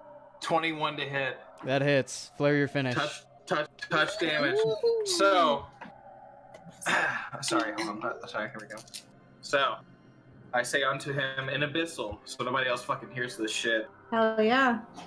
With time does ever change, but that will never change your end. And I roll a grand total of 10 damage. That's enough damage. It was at damage. death's door. Right in his face. Yeah. You're gonna deny me that cool sentence forever? It's also a poem my character wrote, so it's not, you might hear it again. And you three, Whoa. you two have an opportunity to watch as Zesserin throws forward out of the diamond this spray of acid that sprays across its face. Or sorry, Not Maslin. me. Sorry guys, I got two wizards. It's never gonna work. And as it slowly like loses, you see it like as its face melts away, it almost like loses the ability to control its muscles and slowly like shuts down because you have destroyed the core of its control. As its entire skull and everything else just begins to melt away. That's gross, but cool. Cool. Is that in your go? Yeah. Drusk. There is the one. I'll look over in the direction of Maslin, and I want to be cool too, and I'll jump and I'll try to bring my fucking club down on the dude's head. You doing shillelagh? Oh no, you missed last time. That's right. Shillelagh, Yeah. And I will. Also, at the end of this, I've been forgetting to make Constitution saves for my thing, but I'll make my attack against it. And Draconic, I'll just say words. I'll just say random words in a random order because no one knows what I'm saying. Sure. I'll say, I want turkey legs! And I'll smack him in the face. 17. Hey. 17 does hit. And what's funny to me is nobody else does speak Draconic, so yeah, nobody else understands that. I'm just saying cool shit you guys don't know. 10 points of bludgeoning damage to the dome. 10 points. You're beginning to see the fear on its face as now it realizes it's in over its head. As you guys are now arrayed in front of it, about to harry the fuck out of it. This does bring it to its turn. Oh, that one's dead. I would say, yeah, it's gonna go in on you, Rox.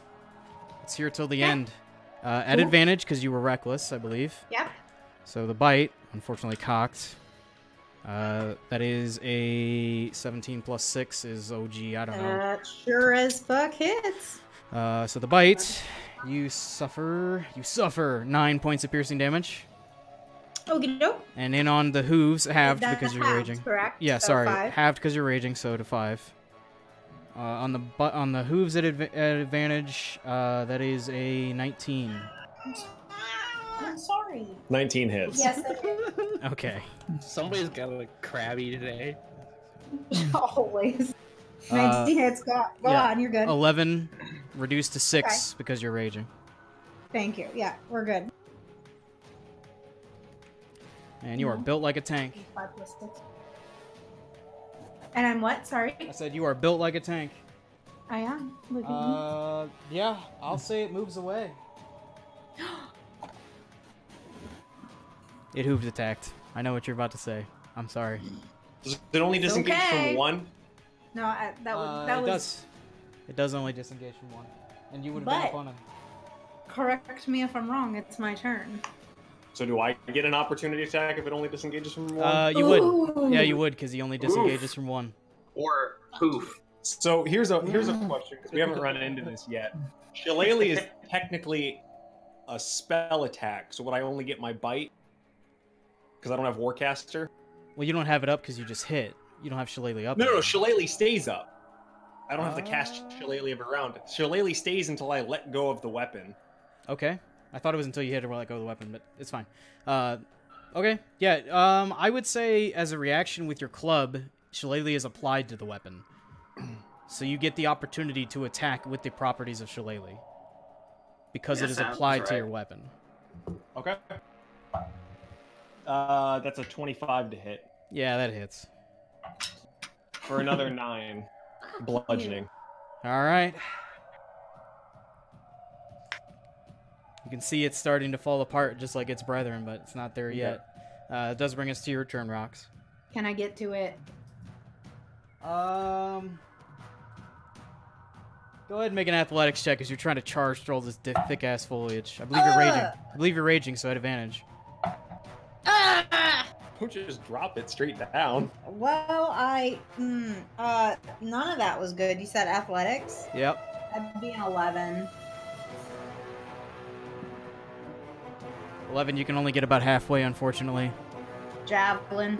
Yeah, go ahead. Javelin reckless. Yeah, reckless. Sure. Okay. 26. 26 hits. Okay. Oops. Ouch. Fuck. 8. 8 points of damage. Mm-hmm. That's a shame. No. As we go to the next round of combat, I'm gonna need you to flare your finish. No fucking shit. Really? Yeah. Okay. I'm just messing with you. Javelin. Between the eyes, down the spine. And correct me if I'm wrong, is that the last one? That is the last one. We're out of combat? I take the far as fucking you know. ring of shaving because I'm still mad and I just wave it the fuck over him. Now he's bald. Yeah? Damn. Okay. Drusk, you have this strange image of her throwing a javelin.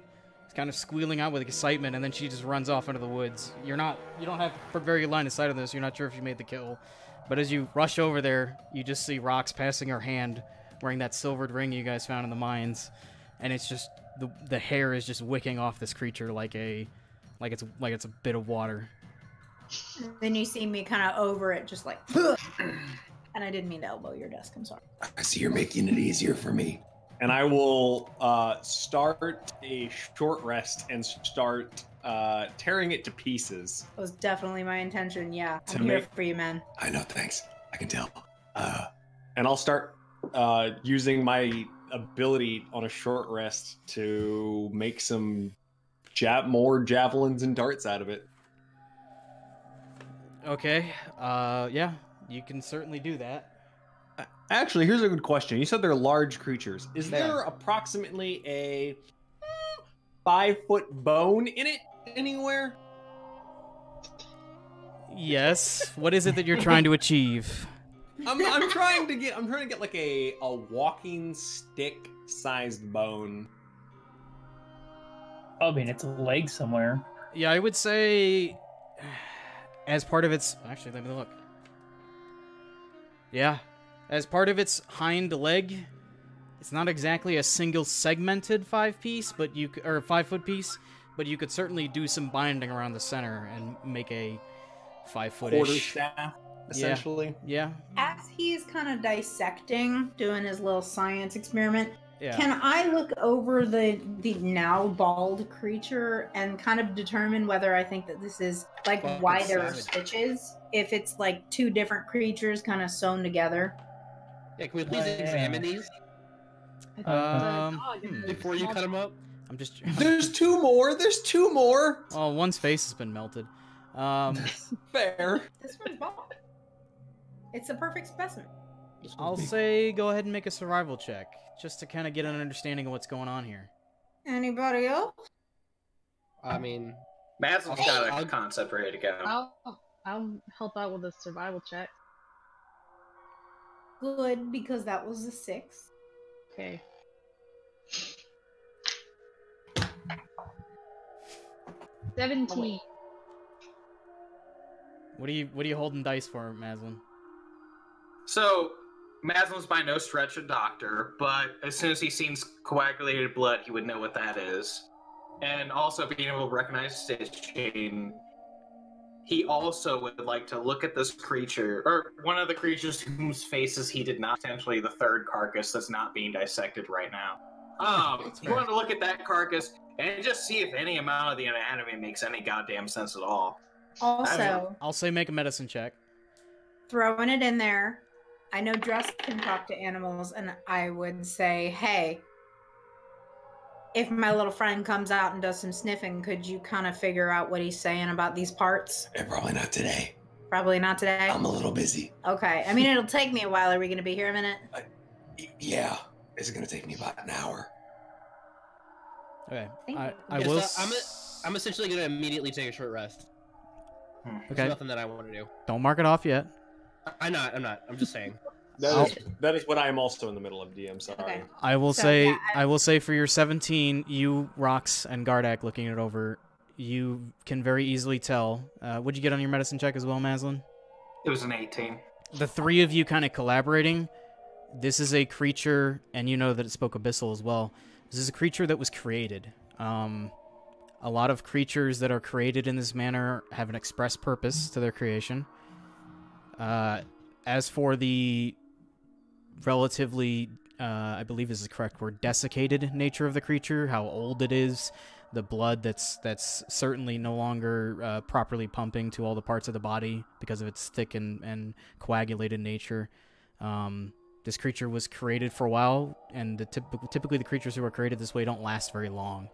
If you had to put a guesstimate on something of this nature using the magic that would be required to stretch and create such a creature out of sources which you're not aware of, would be gruesome indeed, extremely painful to endure, and not long-lasting, on the manner of weeks.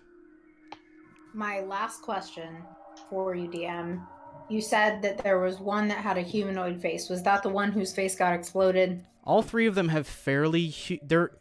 What I mean by humanoid face is it's a more familiar, easier to read face for you. Okay. Than let's say a memorize them a little bit. Okay. Go ahead and just make a general wisdom check.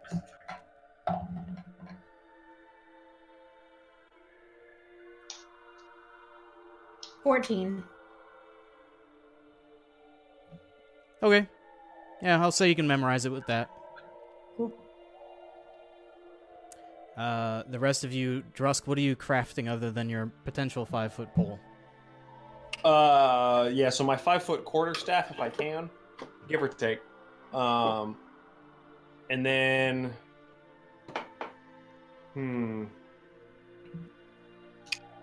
Sorry, I don't want to just always default to javelin.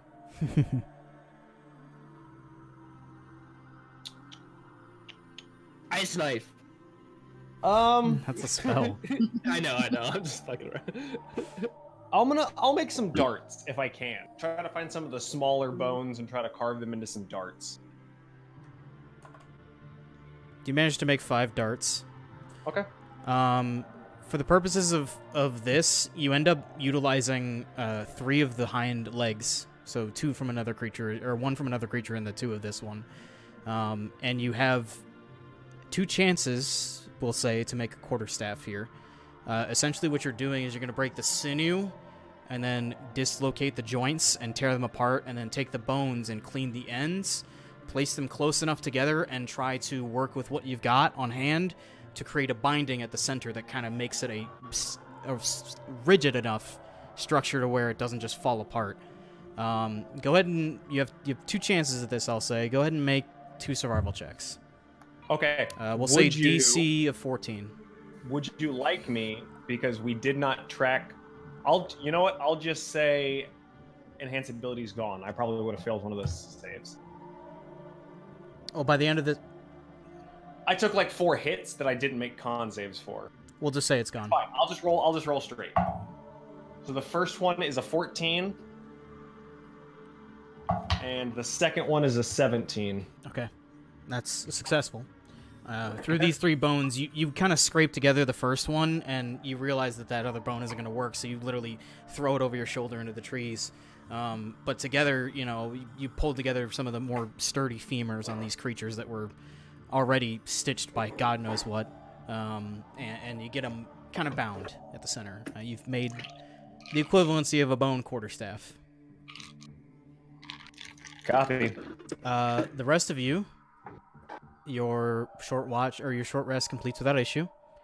So go ahead and mark off if you haven't already done, because I think you did one in the mean lock layer. Go ahead and mark off your arcane recovery, nature's recovery, or just your short rest. Feel free to roll hit dice as well.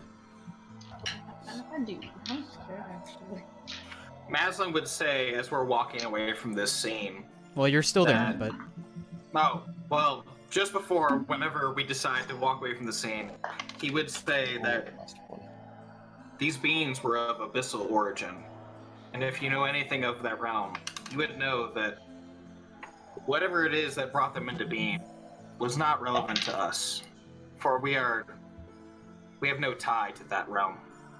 I wonder what brought these creatures into being here and now.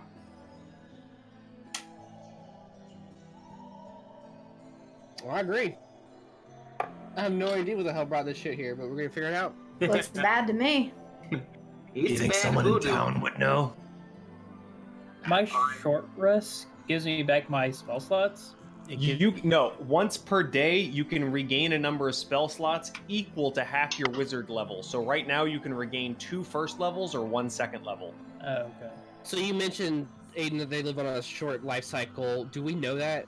Like, the three of them reasoning that out? Yeah, they you realize that creation couldn't possibly be operating as a cohesive being for more than a number of weeks. You're not certain. So the fact that the thing that it probably doesn't live all that long, I can't imagine it's traveled that far. Its creation's got to be somewhere within reason.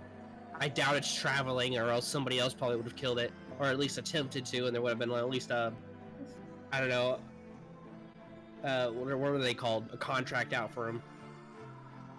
But that's just an opinion. I don't know. So it sounds like we should be careful who we talk to about this in town. Yeah, that too. You shouldn't just say it to anyone. Do you guys think that maybe someone in town is creating these so that they can have the Western Grove for themselves? Do you just want to go back there to eat meat? To what end? Like, what are Mazza would interject. He would say it's very unlikely that someone in town was conjuring such evil. I think we should go back there anyway. It's your closest safe point. Mazza would agree to that. Yeah. I don't think we should rule out that someone in town might be responsible for this. You shouldn't rule it out because they could have multiple locations. They could have a place they live in town and then a place they do their deeds in. Evil doings. I agree. Maslin, Zessarin, I know we talked about the Depth Chieftain. Do you think this could be related to him? Mazza would be sort of shocked at the notion, and he would say, well, while anything is possible, I had not perceived it. I would love to draw nearer to said person and try to see if I could detect magic emanating from them at any regular interval. I think we should also go find our horses. I think we left them in town. They're fine. They're tied up. We didn't bring them with us? No, we didn't bring them with us. It's a thick grove. Oh, outside the grove. You're right. Sorry, I thought we were... Yeah, you're right. Still think we should go and find them. We should find the horses. Mm-hmm. It's only been a couple hours, though, so, we'll be fine. If they die, we'll just eat them. It's no big deal. Maybe they have separation anxiety. We don't know. I mean, if you guys ever wanted a horse javelin. Yeah. I'm okay. Horse jerky. Horse jerky. Ooh. Now that actually sounds good. It's not. Yeah, maybe I do just want the meat. I think we should get back to the festival. Go back to the festival. Go back to the festival. Okay, I'll consider it a group effort. Let's make a survival check, everybody, to make sure we can pick up the same direction that you were heading. 13. Nat 20, baby! Hey! 15. Yeah, that's an 8. Dice went all the way in the goddamn closet. No, I rolled a 2. That's not an 8 on survival. I have +6. 15. It's a wisdom save. No, I know. No. Because I picked, I had +3. So it's a 5. Sorry, I was wrong. I very much would like to keep you all out here for another encounter, but I gotta reward natural 20s where they come.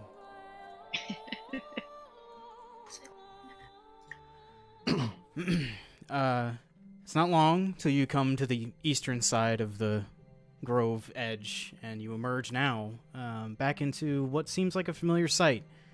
The western grove kind of curves up, and now you get eyes on the Azure Grove again, the proper Azure Grove proper, and you see the various trees covered with leaves that turn blue at the ends. You see the smoke rising from the chimney, and here at the edge, you can hear the faintest bits of music in the distance. Laughter permeates the canopy that covers the Azure Grove, and you are kind of standing at the edge of the Azure Grove. Once again, is like almost in a bowl shape, and you're standing kind of at the edge, and you descend down inward.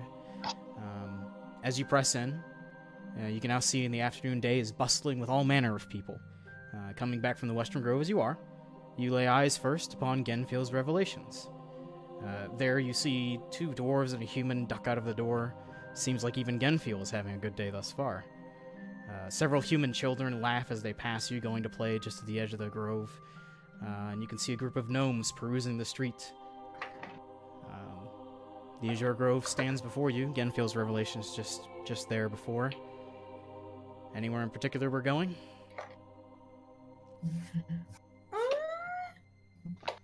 Weren't we on a quest?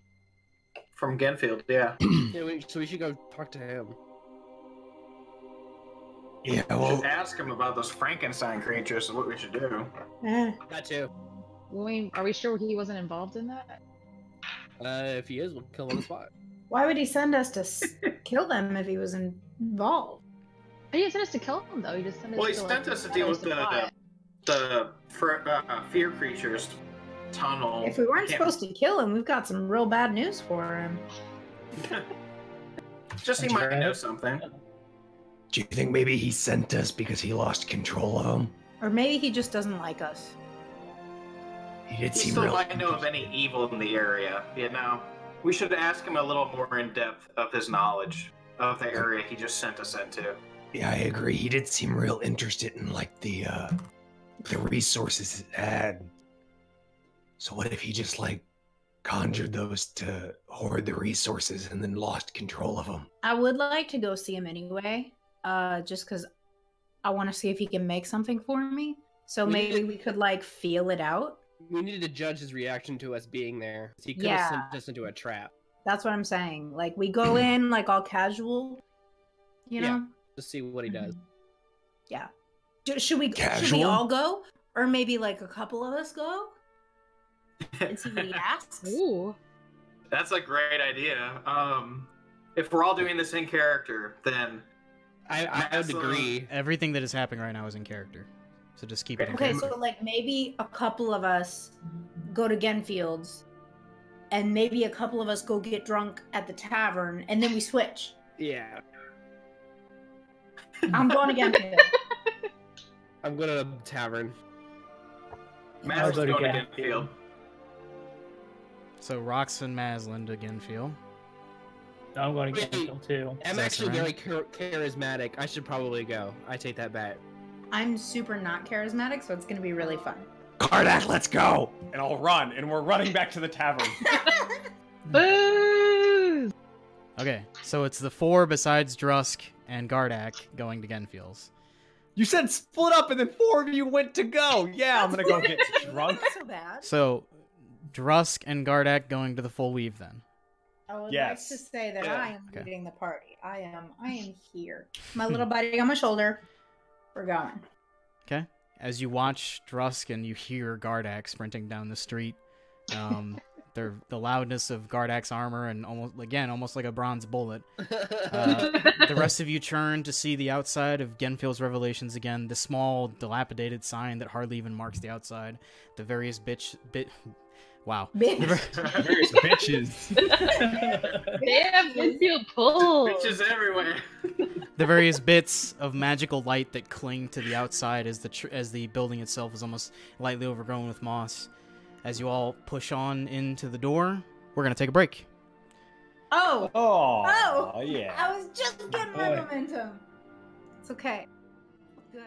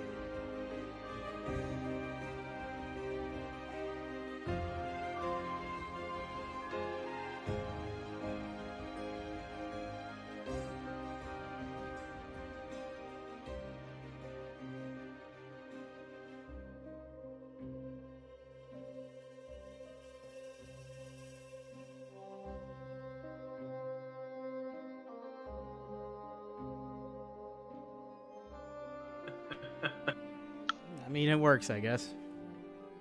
He's cool here. Look at him. Oh yeah. Okay, so I believe, even though it's only been 5 minutes, hopefully my memory works as well. Drusk and, man, you guys had some great names. Drusk and Gardak off to the full weave. We'll start with the rest of you then entering Genfield's revelations. Now, real quick, are we claiming the others were casualties, or are we gonna pretend they didn't exist in the first place? Oh, we should stand outside and kind of talk about our plan here. Sure. I'm gonna not lie. I'm gonna say they're not here. You know, they're not with us. Yeah, not with us. Yeah. Yeah. That's the phrasing we need. Because I'm not the greatest liar. We'll be honest. If anybody else wants to lie, I'll go along with it. I don't have the charisma for it. I mean, Matt's such a straight shooter. I'll try and say something to him. I'll see. All right. Okay. Well, so my plan, so we're cohesive.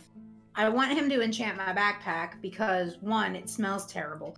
2, I want it to be kind of protected. I want to see if he can do anything about that.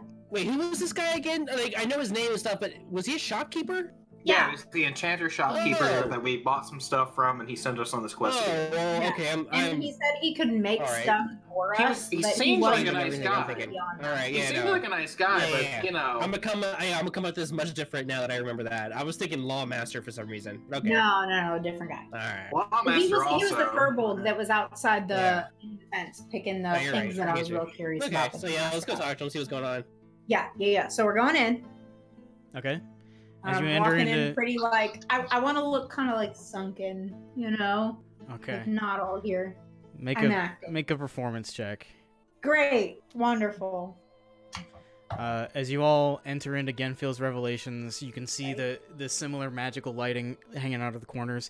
A couple webs, various bits of bronze on the shelves made of similar metal to Gardak's armor. You've had a chance to look at it closely, and of course the walls are also lined with the books. And he stands there, just in front, with his hands on the desk. He actually looks quite pleased, as it seems he's just had those 2 dwarves and a human come out for a little transaction. I would like you to know that I rolled a 6, so that is a 5. Okay. As you all come in, he goes, Genfield says, "Oh, well, I wasn't expecting you all back so soon, but how was the festival, Garnsend?"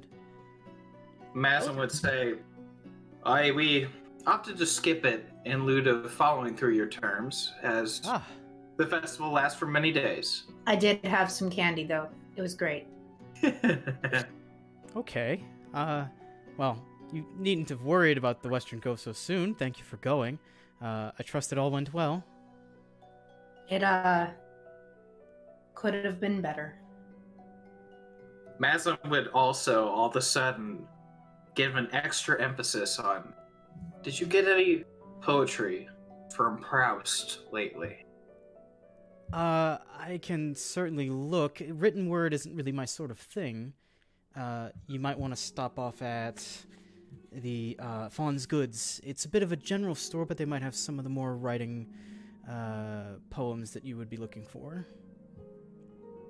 I heard that a bard by the name of Luvid Callistovine might have some more of what I need, but I'm looking for materials of a darker nature. Would you know anything about that? A darker nature? How so? Well, I personally have been pursuing the arcane arts for many years, and I have as well. While I've been practicing the evocation and the divination magics for quite some time, a colleague of mine had piqued my interest in necromancy. I was curious if you know anything of it. Oh, I don't dabble in the sort. I'm afraid I can't help you in that realm. I don't think you should be talking about that very much in any of the circles, especially you've never been to you're not from around here, are you? I only mean it as a scholarly inquest. I am only interested in that light. You may find the very scarcest bits of arcane knowledge at Fawn's Goods. I carry no such thing here, sir. Understandable. I understand it's a taboo of sorts. Thank you for your information. Oh, we're muted. Necromantic magic isn't necessarily a taboo per se. There are uses for it. If you're referring... You said something about the dark necromantic arts. Those have been banned from the Breszi Empire for quite some time, and I would recommend, if you're not from around the Breszi Empire, never to speak of that outside of these walls. As a fellow arcanist and interested in the arcane, I won't report you, but you do have, well, that Prime Custodian is in your midst, are they not? They're not here. I don't see I them. would like to interrupt Sure. at the moment, and I would, I'm gonna go ahead and just make a creative assumption that Zesrin is on my right, and I'm gonna wrap a big half-orc arm around him, looking sad. And I'm gonna go, that armor up there, that bronze armor, that looks awfully like our friend. I hate you. Can you tell me where that's from? Just let me talk to him. Can you tell me a little bit about that armor, please? Me? What? No, the shopkeep. Oh. I'm sorry. I guess I never asked. How many of you are from the Empire? I actually don't know the answer to that. I don't know if I am or not. I'm from a ways away, out in the hills. I haven't experienced much of this part of the world. Well, I can tell your friend there isn't, or he wouldn't be asking about their necromancy. What about you, little white one? You call him little, is that me? Yes. You're albino, my man. Yes, you're Yeah, the that's little true. white one. I'm from Arkenhelm, so I'm not from around here. Yeah, see, he's familiar. I don't think he would be broaching questions about the necromantic arts. And you, Like you said, it was scholarly. bit traveled, but I definitely see the colors of Port Talonvale under those robes. Well, your two friends ought to know, if they don't know already, you're traveling... I did some reading after they left. You're traveling with a Prime Custodian. It's a bit more than just your standard Imperial fare. As you can see, that person is not here, and that is why I ask. Where does that armor come from? Well, I mean, there's a standard Imperial Guard. Surely you've seen them. To see a Prime Guard in a lifetime would be interesting. To see a Prime Custodian, well, I didn't even know it until I picked up the book. The colors are different, the striping on the armor. It's something that mostly only... I'll explain the hierarchy. You have the Imperial Army, right? And then amongst some of the more elite of those... What's happening here? Amongst some of the more elite of those, you have the Prime Guard above them.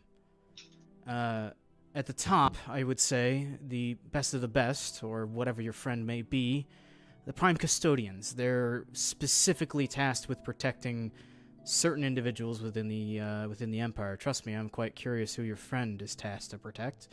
It must not be one of you. So what you're saying is that our friend is... Our friend was. Was. Looks healthy enough to me. Well... I mean, those in service don't get to keep their armor after they've retired. So I'm going to pretend to tear up and and glance to Draku to take the lead here. make a performance check with advantage, Rox. Fuck! You're using With twos, you get advantage? advantage. Okay. Matters. 15. Okay.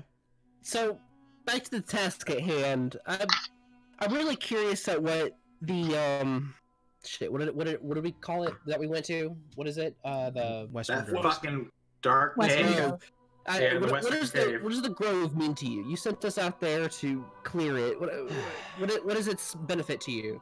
Well, the Western Grove is something that we were able to peruse many years ago for resources, but nature, if left alone in places where the influence is strong like that, well, couldn't gather resources anymore when it's quite that dangerous. You all looked the capable sorts, and the Imperial Army wasn't capable of doing it, or with the contingent they sent. So what is it that you were scared of? The obviously, like, what was this issue? Well, Mazin would also ask, I must have misunderstood what you said then, if I missed what you said, sorry.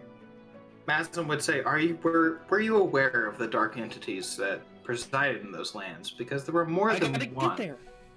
I'm sorry. You guys are doing good with this one. We're killing it. We're killing it. My interests with the Western Grove were of an ingredient in nature. The augments that I gave your friend, the Prime Custodian, those are resources I could only find, as far as I'm aware, in the Western Grove. There are also potent things that I'm working on for my work on tinctures and tonics. The influence of the Western Grove is close to something called the Feywild. The Feywild gives me an opportunity to get some more rare and not common ingredients for my work. Whether that be enchanting, as is the nature of my business, or working on my book of the advanced tinctures and tonics, and the essence of brewing. So I sent you out there. Now you speak of dark entities. Of what form do we speak? They were Fey. I kind of identified them right at the start.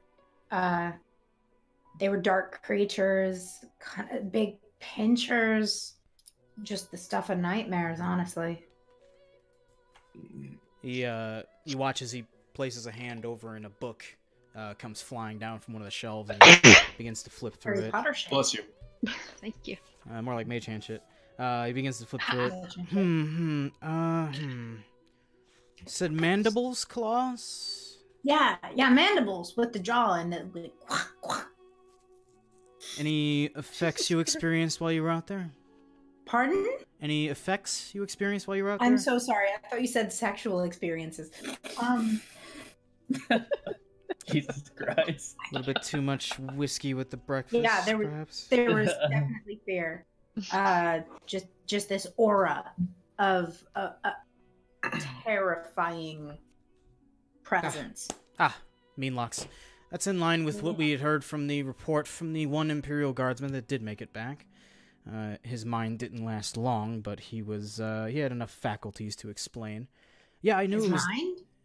Well, those creatures torture based on your worst fears. He was part of a contingent sent out there. The Western Grove has not been the Azure Grove hasn't been a focus of the Breszi Empire for decades, but they were interested in some of the things that can be found, the ingredients, just as I am out there. I think everybody realizes the ability to forge some rare ingredients is worth a bit of risk. They sent out an Imperial detachment, but only one came back. And as I had told you, he basically blabbled and said nothing but show no fear, show no fear. Wow. I did know that it was dangerous. That's also why I sent you capable sort. And with your Prime Custodian, I'm sure you had no problems, especially with the augment I provided, which you can keep, by the way. To be What fair, does this Prime Custodian thing mean? I'm sorry, I must have missed something.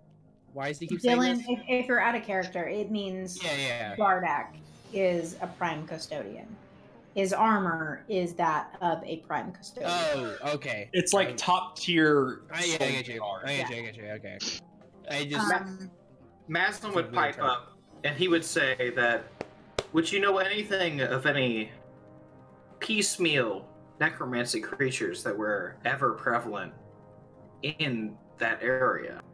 For we encountered several, which is why I originally inquired, of what appeared to be Frankenstein-style monsters that were piecemeal made of something, and they spoke abyssal, if you have ever heard of such a language. Again, the stuff of nightmares. I'm afraid I'm not familiar with any sort of language of that sort. Creatures.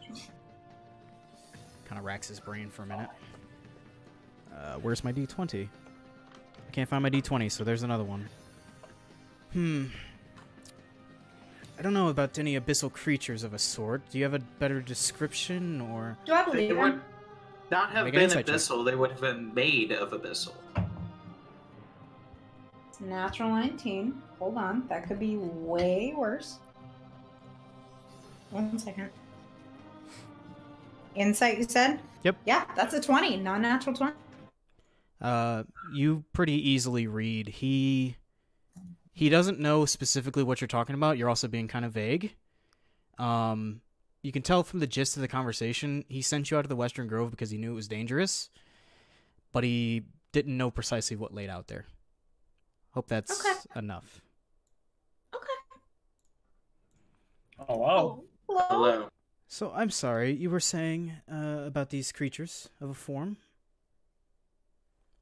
Stitched together, different types of skins, and, you know, terrible snarling jaws. It was awful. Crusted blood everywhere. Well, I'm afraid without a corpse of some form, I'm certainly not going to venture into the Western Grove just yet. It's Garnsend, after all. I'm afraid without a corpse of some form, I'm not quite familiar. I did know it was going to be dangerous, though. Seem to have handled yourselves well. Where is your prime custodian friend? And the green one, the lizard folk.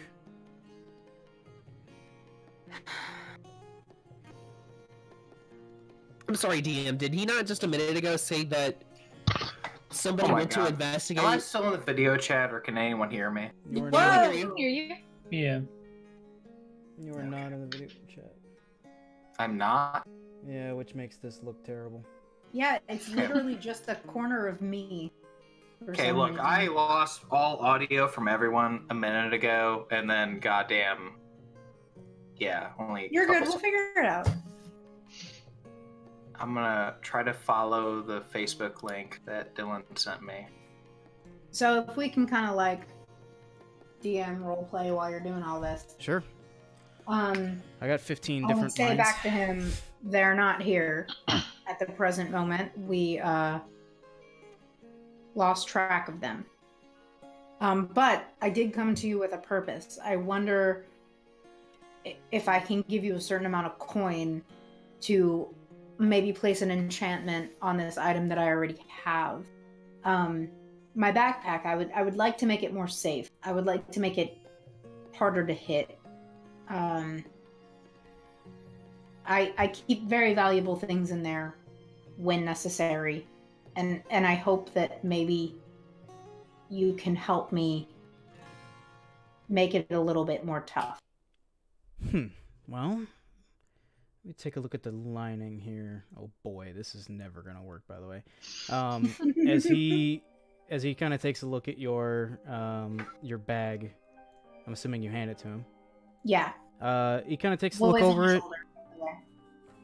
Kind of takes a look over it. He's checking the interior lining as well. As he kind of looks it over, you get a good sense that he's kind of assessing the overall structure. It's a sturdy bag. Not that I know what you're trying to achieve with it. I'm not certain precisely I can do anything to give it some rigidity. I could always make it smell better if that's what you're looking for. Please, first of all, please. But if you can make it a little more difficult to cause damage to, that would also be incredibly helpful. Okay. I'll take a look at the damage side of things. But for now, to make it smell better, I think, and he kind of poses over himself for a minute. It's a simple enchantment. Price for the oil. Let's say 15 gold pieces. I look at Draku. Oh man, I just made a huge mistake. Do I have gold? I don't remember. Oh. Yeah, I can give you 15. That's what you need. Thanks, my man. He's the treasurer. We're fine. Yeah, I got shit. I'm good. Oh shit! I mean, not enough to buy magical items. Things last round. I'm sorry. I was mistaken. Yeah, I'll pay for it myself. Draku, you're good. What was it? 15? Totally forgot. It was 15 gold if you had already subtracted. Yeah, it. we did split it up. I was like, whatever. I don't mind doing treasury. You're totally right. I thought you were doing treasury. I forgot we split it up last time, so that's all me. I apologize. I'd rather just like move gold from the equation and just do it as a global thing. You're good. You're good. Thank you, though. I said it. No, I put it in last time. It's all here. I just completely forgot. Well, that was terrible. Sorry. No, not So anyways, DM, I wanted to ask, because did he not just tell us that the reason he wanted to send us out there is because a guard member had gone out there and come back? The Imperial Guard had gone out there and come back in tatters. essentially. So I wanna. Okay, because he literally just said he did not expect us to run into any trouble. So I'm gonna bring that up directly as well, you just said that you didn't expect any trouble out there, but you told us that a guard member had come back in tattered. Sorry, it came back tattered from the event. So why would you not expect? Okay, quite frankly, between you and me, I have no idea when I said that. So sorry, because I'm wearing many hats. No, he said sorry. He said he expected us to run into trouble. I don't think he expected any necromancy like the beasts we saw. Okay, so then I erase all that, but I will ask. I was like, so you did say that somebody came back from out there. What was his description of what he saw? Did he say anything at all? He only had fear and extreme aspirations of incoherency. His mind was in tatters, but what little he spoke of was of a suggestive nature to show no fear. Okay, I'm sorry. Okay, Didn't get any useful details out of him. I had theorized maybe it was Meanlocks out there, but there are a lot of creatures where influence is strong like that can mess with your mind. So I wasn't certain.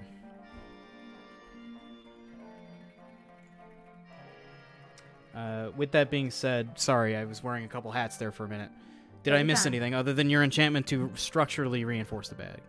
Structurally reinforce and make it smell better. You did watch as he made it smell better, as he pulled out some finer oils, it almost looked like, and applied them inside and outside of the bag. And then as he did a few arcane sigils in the air.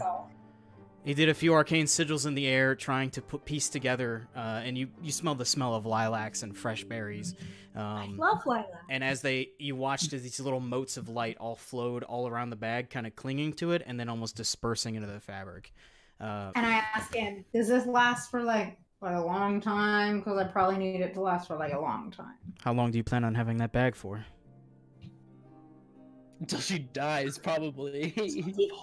Yeah, a long time. He's good. Well, let's just say if you're planning to have it until you die, it'll work that long. And a bit longer. Perfect. And when do you think I'll die? See, that was kind of shady. You live a dangerous lifestyle, but I meant of old age. Thank you, sir. As for structurally reinforcing the bag against a quick strike, I can think of a reactionary incantation that I have that kind of might keep the fabric more stable when struck. That would take me a bit more time. If I had to leave it with me, I'd probably cost you about 20 gold for that. But don't go spending all in one place. Garnsend is a big festival. I would take you up on that. How's a couple days, maybe? Oh, it's only midday. I probably will have it done by sundown. Why don't you come down just before I've closed up? Sounds good. Thank you very much. I appreciate it. Yes. As he takes the bag and puts it on the shelf next to him. DM, if you'll allow, my little buddy on my shoulder kind of gives him a little wave. And, well, I must say we got a little far away. Does that quell all of your curiosities? Because I had a few of my own, actually. Actually, DM, did he tell us who technically owns the grove? Like, is it like a property-wise? Well, the Empire has domain over the Azure Grove. Okay. The Empire. You haven't seen very many Imperial Guardsmen in the Azure Grove. This is an important distinction. I probably should have pointed out. From your perspective, the Imperial Guard are almost everywhere in Port Talonvale, because it's a busy, bustling port city. Jopinscape, you didn't see very much besides the local guard and apparently Gardak, who's a prime custodian, whatever that means. Here, you've seen like 2, maybe 3 Imperial Guard. Not every, and you know this well, being a citizen of the Empire. Not every town requires protecting, and not every town is worth protecting. The Azure Grove is removed from the larger machinations in the Breszi Empire. Put it that way. Does that kind of quell your curiosity? Did it answer your question? I don't know. I kind of want to ask him. I'm like, who? Maybe he did answer this, and I don't know. I'm gonna try to ask it the best I can. Who uses this grove?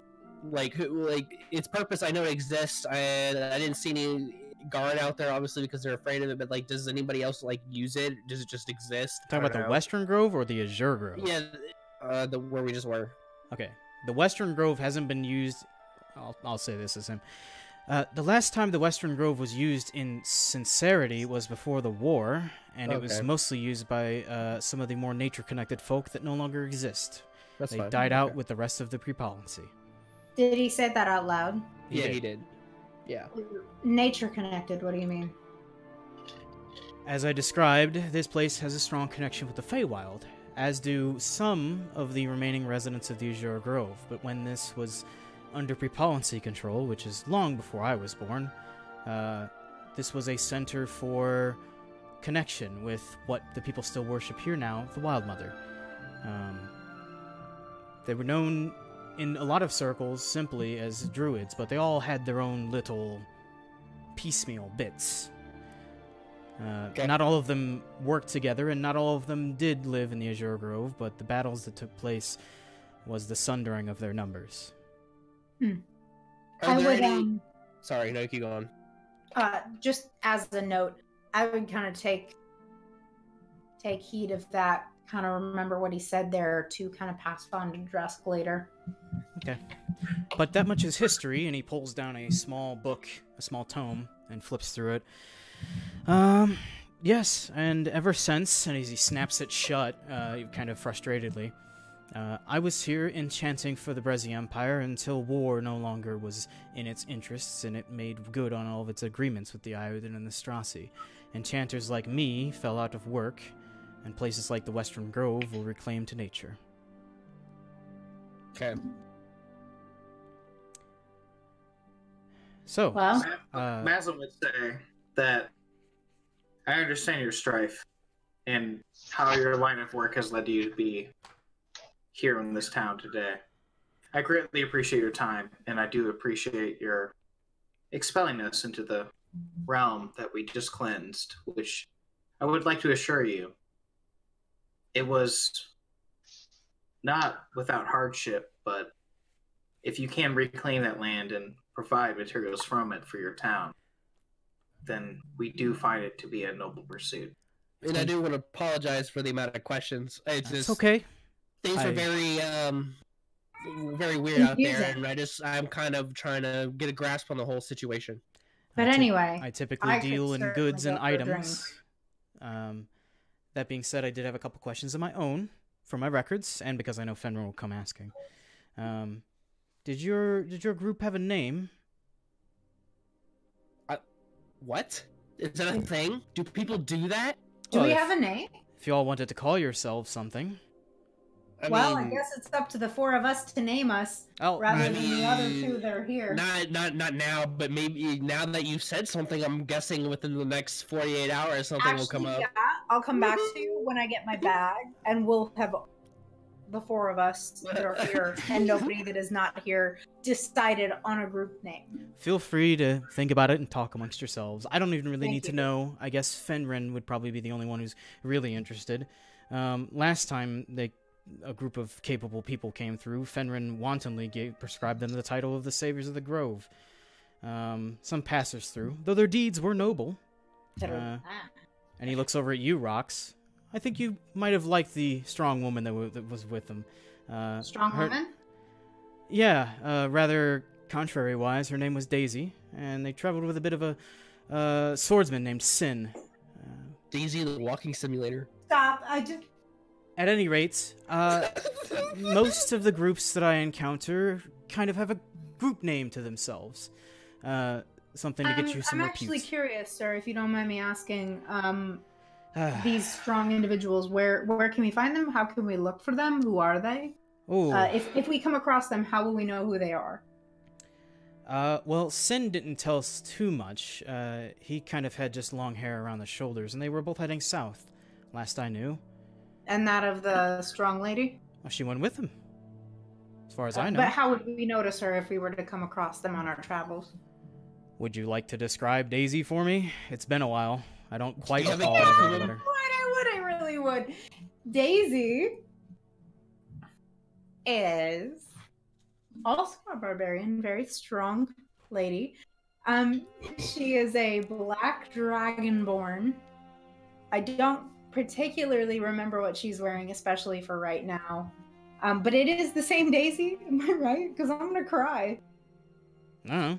He's traveling with a dude named Sin who had a sword. You tell me. Yeah. Yeah. Black dragonborn, named Daisy. Very strong, very capable. And I'm gonna cry, and that's all. Well, think on the name.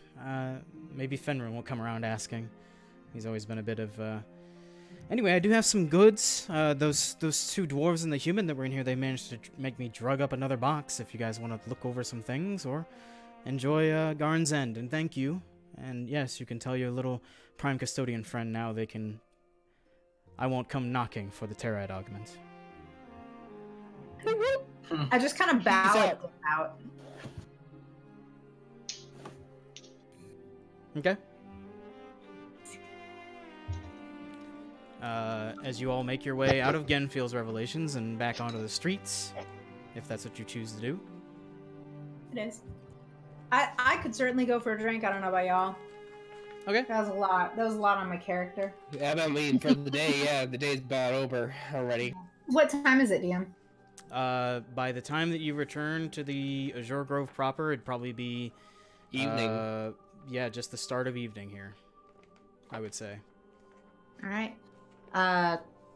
Round of mead, wine for everybody? Anything? I'm ready. Let's go. Tea for Maslin. So, while all that was going on... I love it. While all of that was going on, Drusk, Gardak, you come into the full weave to find it packed full of patrons. Most of them wearing similar sights at this point. The greens of the Iodine Accord and a lot of people enjoying their drinks. You notice a absolute hulking behemoth of a man in the corner as well. He's sitting there with a dark-skinned human female as well. And it's not too long into your guys' stint there that Koviel, the woman who runs the full weave, comes over. Right, could you just get you two started with something to drink, or you're not there yet? Can we get? Oh, sorry, I'm not there yet. Can we get some ales, some meats, And I have a question, and I'll pull out 7 gold and pass it over. Well, whatever is your question. Do you know how much coin that is? I mean, it's coin. It's fine. It's not just fine. How much ale will that get me? All of it. Quite a You lot. just bring us ale until that doesn't get any more. You're talking about days. Well, We're gonna have some friends join us. It's fine. Just can I have some ale and meat? So my question, and I think my friend here would be interested as well. We're not familiar with Garnsend. If you haven't noticed, is there like a fighting pit, or anything like that? Well, I would say there isn't much of fighting pits around, but I do see some unruly figures in this tavern myself. It's been a while, long before I lived at the Azure Grove. But if you wanted to start a little something, I'm sure a fighting pit could be arranged. Give me a couple of ales to think on it. Right. I'll start with that. I'll also keep a tab in case you don't run up this full gold, as she slowly tucks it away into a separate pouch on her front. Okay, cool. She comes back not too much later with cups of ale. She also has mead on tap as well.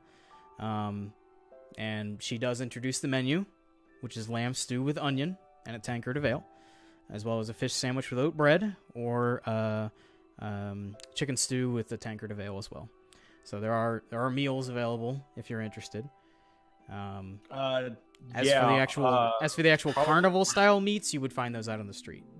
No, that's fine. Can I get one of each of those?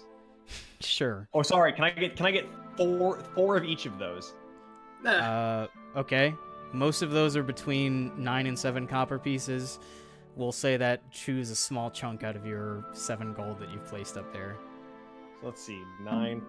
We'll just say a silver, so that's like 1.2 gold. I'm gonna be honest, I'm not doing that math. That's fine. You're covered for the night with 7 gold pieces. It's like 1.25 gold. Yeah, you're covered for the night with 7 gold pieces. Yeah, fuck it. It is about the same time that the rest of the party walks in that you two have managed to watch. Your attention is immediately drawn to where everyone else's attention is, the center of the tavern. There, the same mountain of a man you saw is currently mid-armor wrestled with the same dark elf human female you saw. Who's herself is no pushover. I mean, this dude is easily like 7 foot tall. He's an absolute beast of a man. It is. Stab him in the jugular. It's absurd. No, I'm just kidding. I don't do that. But they're currently locked in the middle of an arm wrestle, and you see him beginning to get the advantage over her until finally he slams her hand against the desk. And as he does, two halflings jump up and stand on the edge of the table with tankards in hand.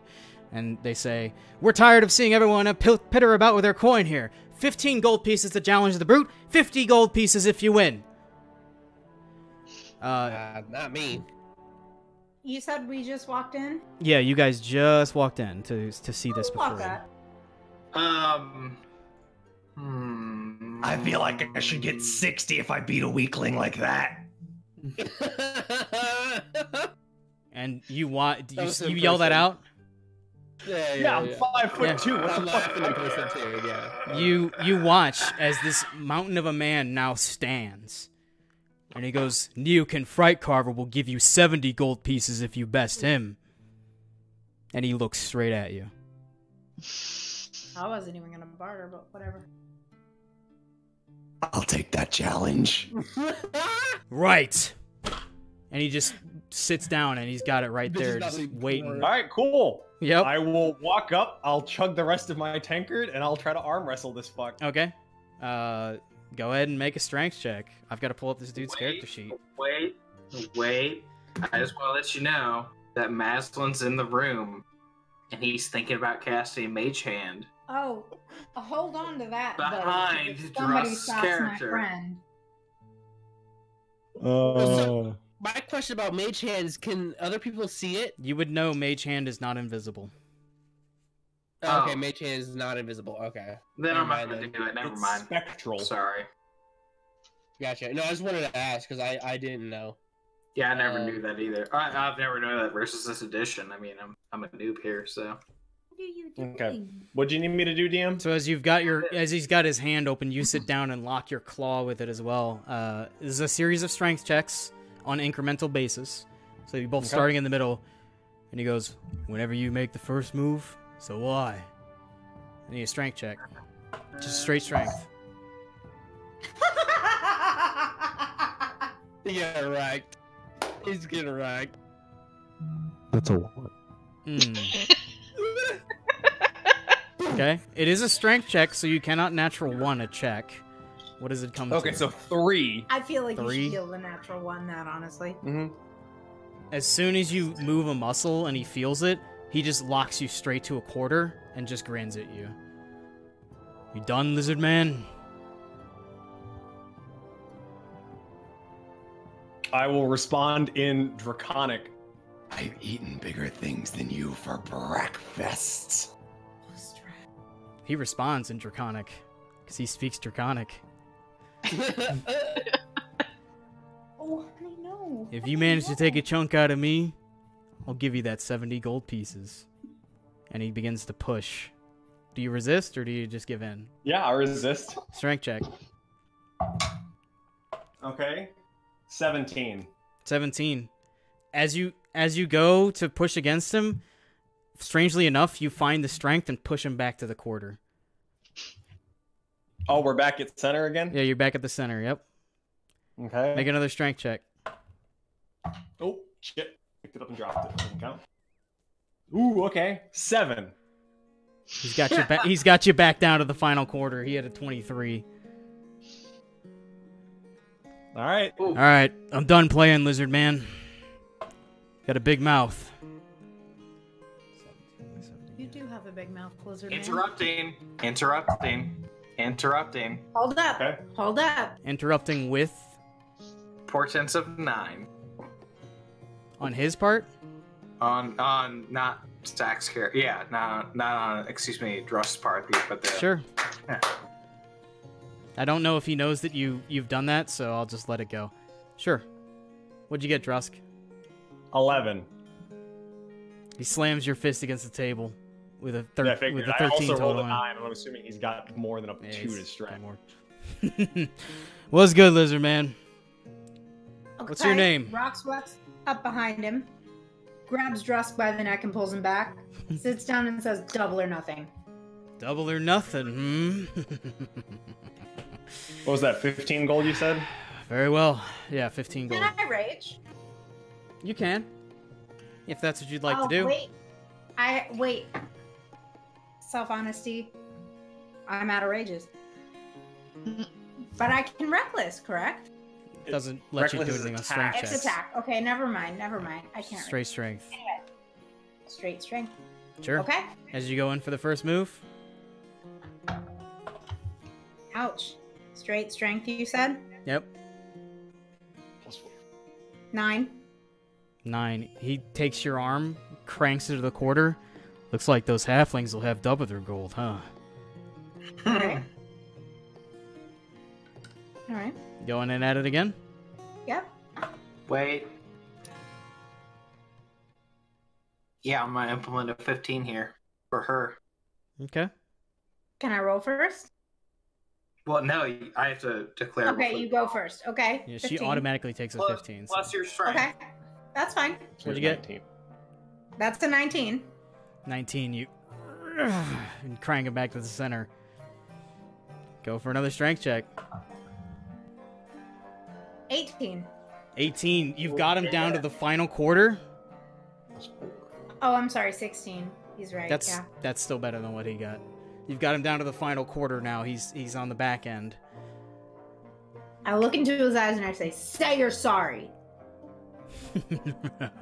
And you see within his eyes almost these strange crackles of electricity as he just laughs at you. Go ahead and make another strength check.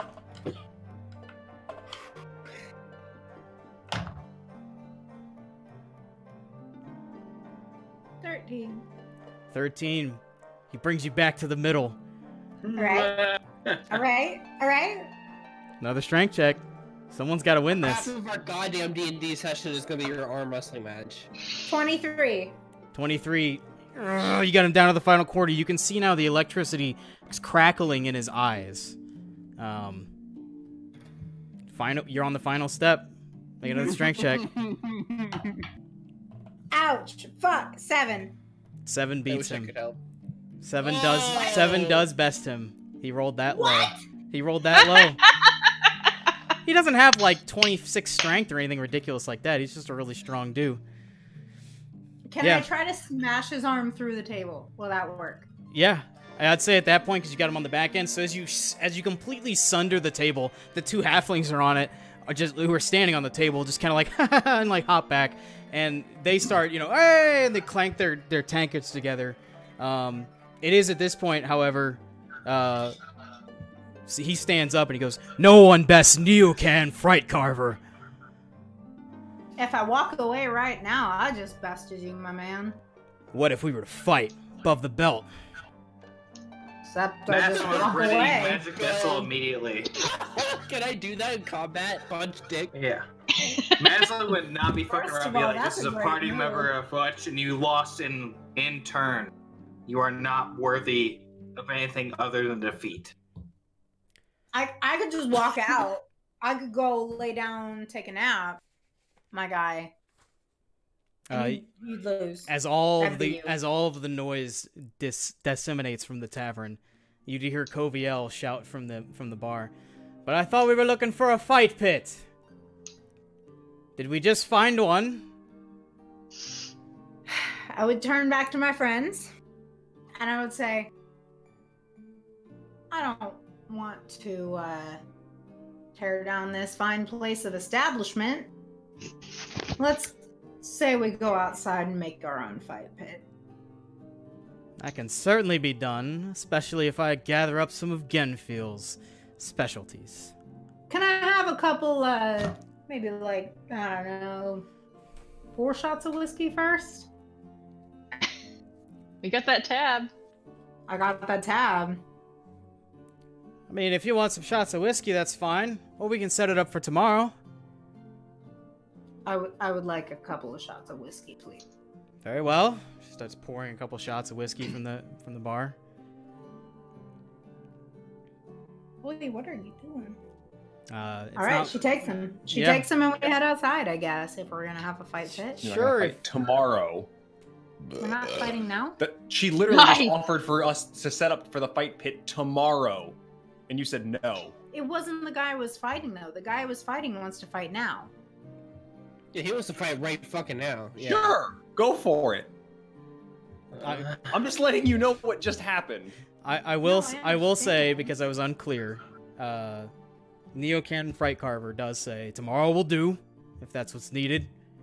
I'll be here. So it is a possibility to fight tomorrow. It is a possibility, and you also see we're fighting tomorrow. You do see the dark-skinned female walk up alongside him. Why don't we make it interesting for a 2v2? Oh. Is she pretty? I roll my portents. Send it to you now. You do see her darker skin, and her hair is up in a sorry, I'm looking at her red hair is up in a knot. But she's got this dark auburn skin. That's I wink at her and I go, why don't we? Well, looks like you'll need a fighting friend then, huh? I'm already here with Neokin. I've got plenty. Well, if it's okay with you, pick one tomorrow. Maslin would square up and say, she just kind of... You will lose. I know, for I have seen. Honey, I could crack that for you. I'm alright. Might want to save your strength for tomorrow, then. As they both make their way out of the tavern. Oh, boy! No! Boy, no! He fell down! Who knows? Okay. The snake, she dropped it. Oh, I didn't know there was a snake You in the have a room. snake. I have a snake, too. I have He's a boy. All snakes are good boys. Anyway. They creep me out because I'm inexperienced. You all he's do. a good boy. You all do have. I'm sure he is. I don't doubt you. All snakes are good boys. If he freaks you out, I'll take him back. No, not on camera. I don't give a shit about that. No. Okay, cool. No, not at all. Anyway, on to No. I would like to rest. Okay. You all do have. Oh wait.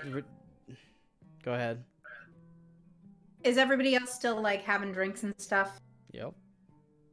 I would like to kind of go and sit myself down next to Gardak. All right.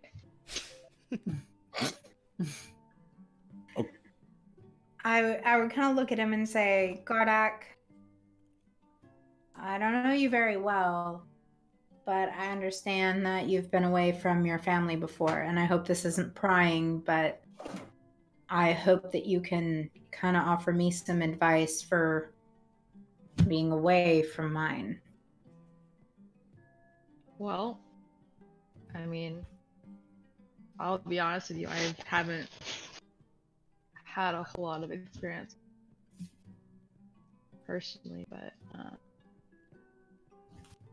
Did you build your family sort of after you? yeah. Oh, I mean, understand. If it's possible, I mean, it helps me. I've had to go away business and other. I have Right. You gotta speak like up, Caroline. letters. Keeps them connected. You're far away from your mic, wherever it is. It's right here. Does it not pull out? Yeah, but it looks dumb. Like, here's my No, prehensile microphone. That sounds That's 500,000 times better. God! Now, let me Oh, just- look, I'm fucking taking your tech support call. No, Like, No, you're beautiful, No. and I love it. have you No. tried turning it off and back on? Are all No. your peripherals plugged in? You were fine. Please continue. What was I even fucking saying? I was so sad. okay. For me, writing letters has always helped feel more connected, even if I can't hear anything at the time.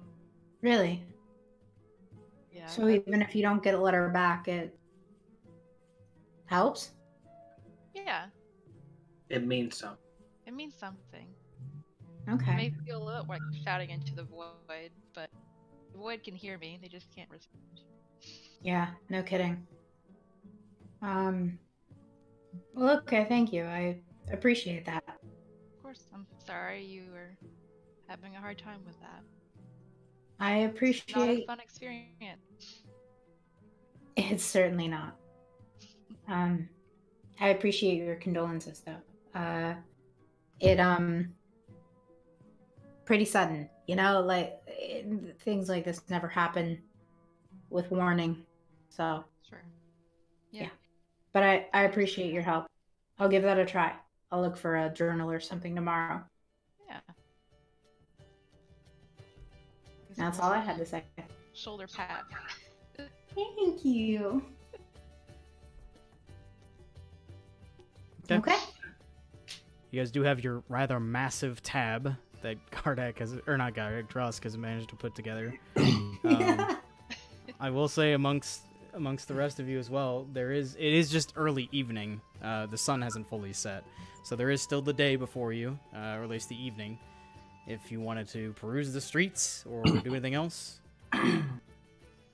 Not unless Potion Man has potions, I'm good. Who Masm will sit or right what is outside the Potion Man? bar. Whoever has potions in this town, whatever merchant. There is Did no. we clean them out? We've only no been There. to one. 5 hours ago.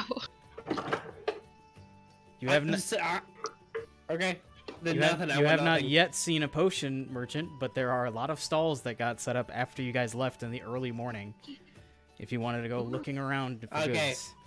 Then I would like to go. Yeah, I would like to go check out these new stalls that have appeared Okay. out of thin air. Well, most No, of I'm just them kidding. showing up I on the know, first I day know, of I know, I know. Garnsend. Just, I'm talking shit. As you guys make your way, all of you, I assume, or most of you, I'm Socio. tired. Drusk, you get back 4 gold from your tab. Oh, I was gonna hang out and see if Zestrin could help me with something in the bar while we drink. All right. Okay, we'll do that first, I guess. Sure. Saw me. Hey, you think you could help me? And I will pull out the boots. And I will put just a pair of boots on the table, surrounded by, I'm assuming at this point, empty plates Yeah. and lots of tankards of ale. Yep. Do you think you could help me enchant these? I mean, I can give them a go. What do you want to be enchant them for? So I have a spell that makes people faster. I want to put that on the boots. Okay. You think you Sure. could help with that?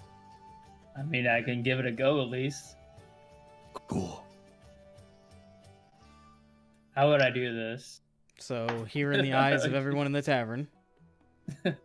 Sure. Uh, I don't How care. does this actually work? Does he have some kind of skill or what is it that allows you to do this?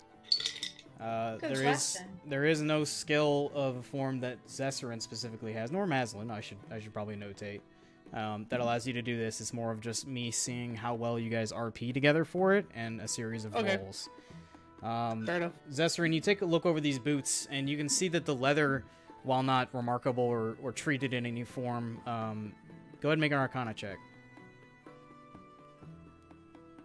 As he's doing that, I'll point out what I noticed, any bits of enchantment that I noticed on the boot as he was putting them on from original. So I'll just point out like anything special about the boot and describe kind of how the spell works from my perspective. Sure, go ahead and make it with advantage, Zessarin. With advantage? Yes. Okay. I get better what I have now. Yeah. 25. 25. You're looking over the boots and you can see that they've been prepared with essentially, you actually have seen this once before. Hang on. I can actually get a name, and I'd like to use names when I can. You have seen this before from Idel Unvebaron in Arkenhelm. This is it has been treated, for lack of a better word, in a series of oils and binding agents that are, if acted upon within reasonable time, are able to retain the knowledge of spells. Or, I'm sorry, retain the essence of a spell. It does require multiple castings to create such an item. And it would also need your understanding of how his spell works. So as he's taken the time to describe to you, I believe what Longstrider does. Correct. You know that Longstrider's effect is essentially giving extra momentum to things. In this case, it lets people move quicker because of the momentum given to their form. As far as imparting this momentum upon the boots, you're not entirely certain how to do so. You also know that it would be extremely wise to, when you're trying to enchant these, to focus on the heels and the backs of the boots, as it essentially gives them more momentum forward. It's the best of what you know with that roll. Okay, so do I need this? I need to get these materials in to do this, right? He knows the spell. It's just a matter of casting it on it while you are trying to discern the nature and giving it a little bit of an arcane boost. You are essentially deconstructing what he does and making it something that can be replicated through arcane means. And the surface, like a canvas, the surface is prepared for you. Drusk has to provide the ink. You have to provide the brushstrokes. Make sense? Yep. You know that it would take some time. But you can work on it here if that's what you choose to do. Is that a train? Is that me? Yeah. It is. Okay. Good to know. We'll shoot. My town, so. Do you think we have the time to do it now? Yeah, how long would this take exactly? Barkskin is a second, or no, not, sorry, I'm thinking of Longstrider. Longstrider is at first level. You would need to cast it 4 times within the span of 3 days. Shit. With the assistance of Zessarin. It is not quite a downtime activity, I would say, but creating these items does take time. I think I could do it 3 times tonight, and we could finish it in the morning if that works for you. That works for me. I got nothing else going on. Okay. All right. I'll spend however long is necessary tonight with Zessarin, saying a quick kind of hopeful prayer to Simwanya, and I will cast Longstrider all 3 times. Okay. Go ahead and make a religion check for your prayer to Simwanya. Oh, fuck me. 2. Okay. Just go ahead and make a general... I'll say just a general nature check.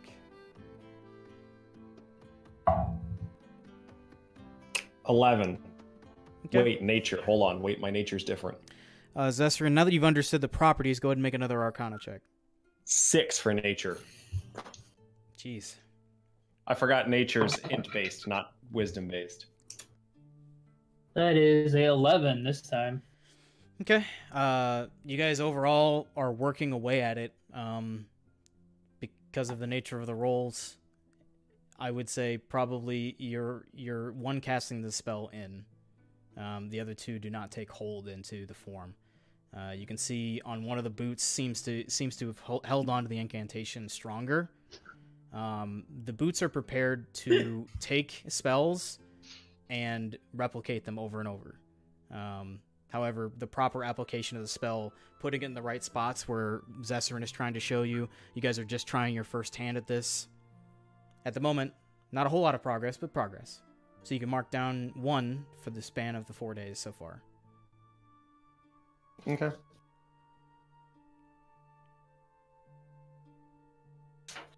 Alrighty.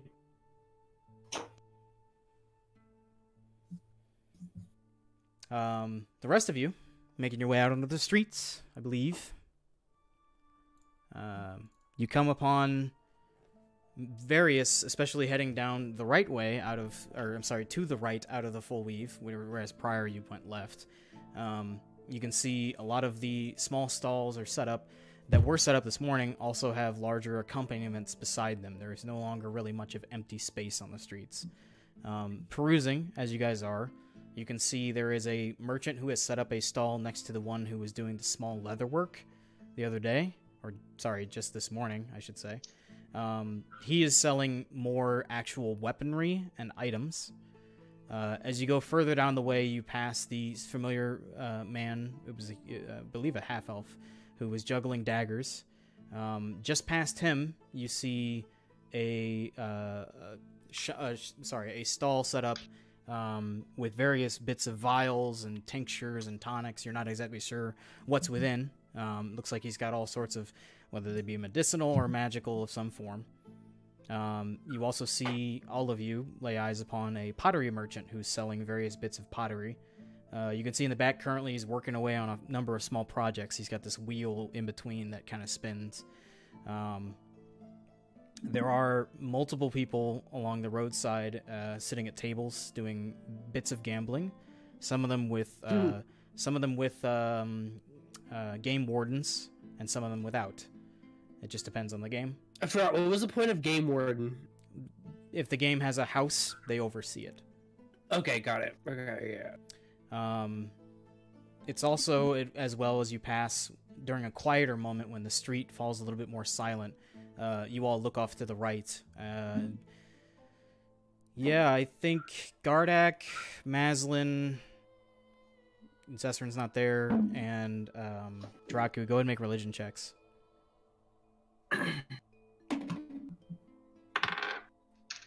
Sorry, Rox, you're with them as well, but you go ahead and make one just for fun. 16. Just for fun.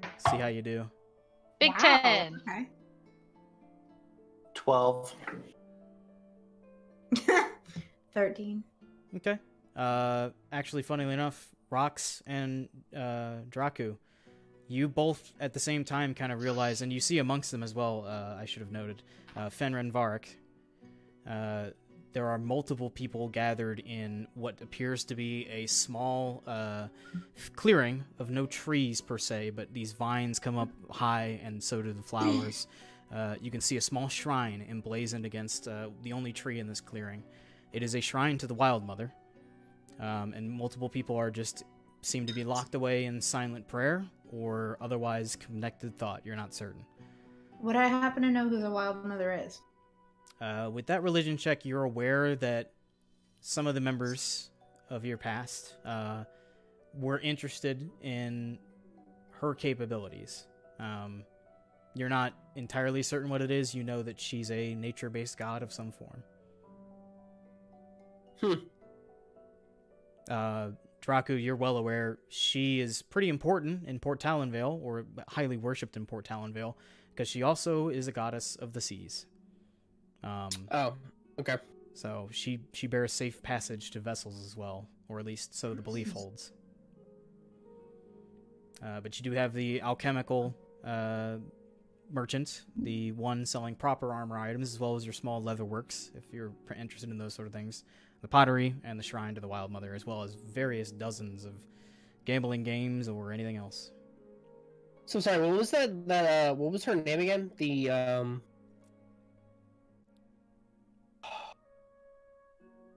Never mind. I don't even remember.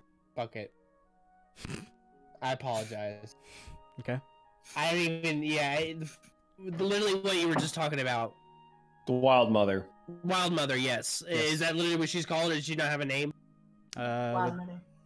You know that she's referred to as the Wild Mother. Most of the deities in the Breszi Empire, most of the deities do have proper names. In the Breszi Empire, they're typically referred to as by their titles. Got it. Okay, Yeah. so that's fine. I just wanted to make a note of it. Just because I forgot to ask, did I get that 140 gold from the guy I was arm wrestling, or Yes. is that? Sorry, if I didn't tell you, yes, you got 140 No, you're gold good. pieces from I him. forgot to ask. Thank you. Wasn't it 75 if you won? It was 70. Oh, 70. Yeah. And she did double or nothing. Double or nothing. Yeah, I already took my 15 out for the loss. So. Yeah, those stakes went high real fast. I would give that back to him. Oh, good. I'll take my 15. Thanks. Yeah.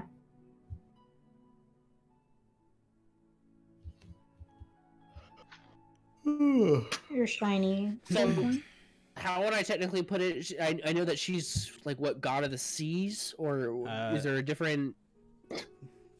She is the goddess of. Sorry, I know most of this off the top. The goddess of the wilderness and the seas, the Wild Mother. Wilderness and the sea. Okay, got it.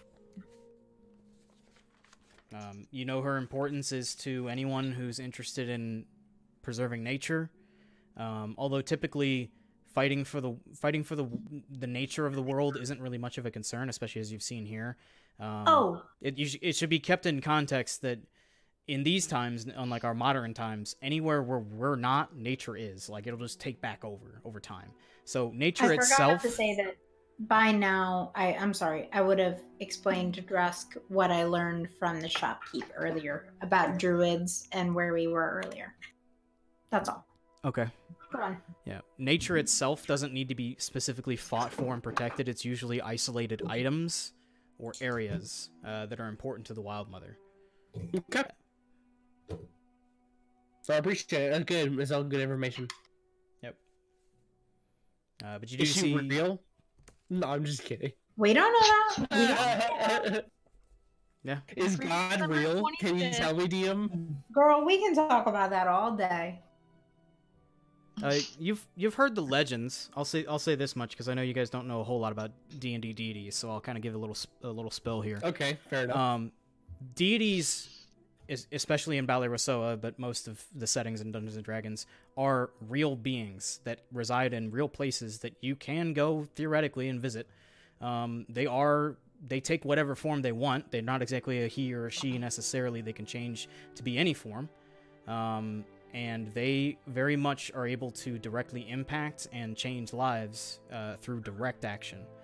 Sorry, I guess one of the popular phrases, or at least the one that I like, is if in Dungeons and Dragons, if you're an atheist, you're just an idiot, because the gods of these worlds are actually so active they're irrefutable.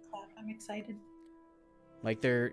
You know, you can not believe in you can be a non-religious character all you want, but to claim that they don't exist would be very stupid. So my character's god is a real living person, the person who gave me the powers that I have. Or whoever. Sorry, your patron is a real entity that exists like on the planet. Hmm. Okay. So I'm trying to understand from a worldly perspective. I don't. Somewhere in the multiverse, they That's exist. fine. That's fine. They I'll figure actually that out give you later. something if they do exist in the first place. Yes. Sure. So anyway, there's a little bit of background on deities and D&D, the short 101 that I'm not going to get into. Most of them have very specific purposes and domains that they watch over. Their followers then follow suit from those type of domains and those type of activities, and they are very real entities that can physically manifest themselves in places and do physical things. So yes, like the Wild Mother is real, as far as you know. I get you. Yeah, sure. Fair enough.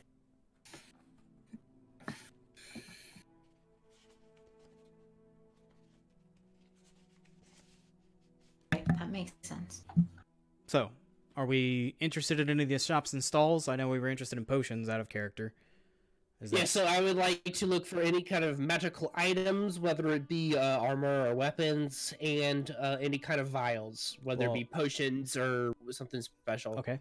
You do remember whenever you were there, Genfield did offer some new items that were dug up by his interactions with the 2 dwarves and a human.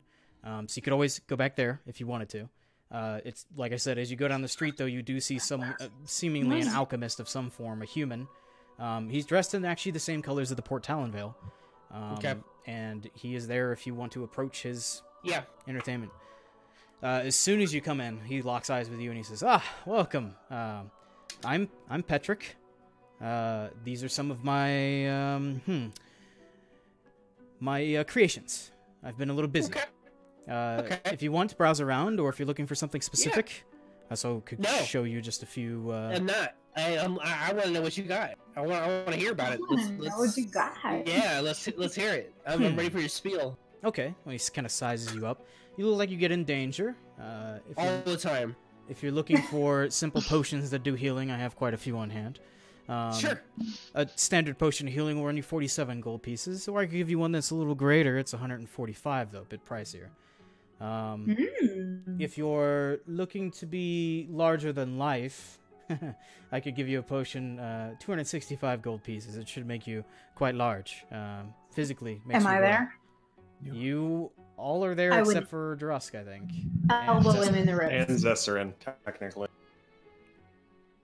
Oh, yeah, I'm with him. Yeah, we're enchanting shit and drinking our asses off. Yeah, we gotta get 7 gold worth of ale. I would elbow like a Dracula in the bomb-ass ribs when I time. heard that.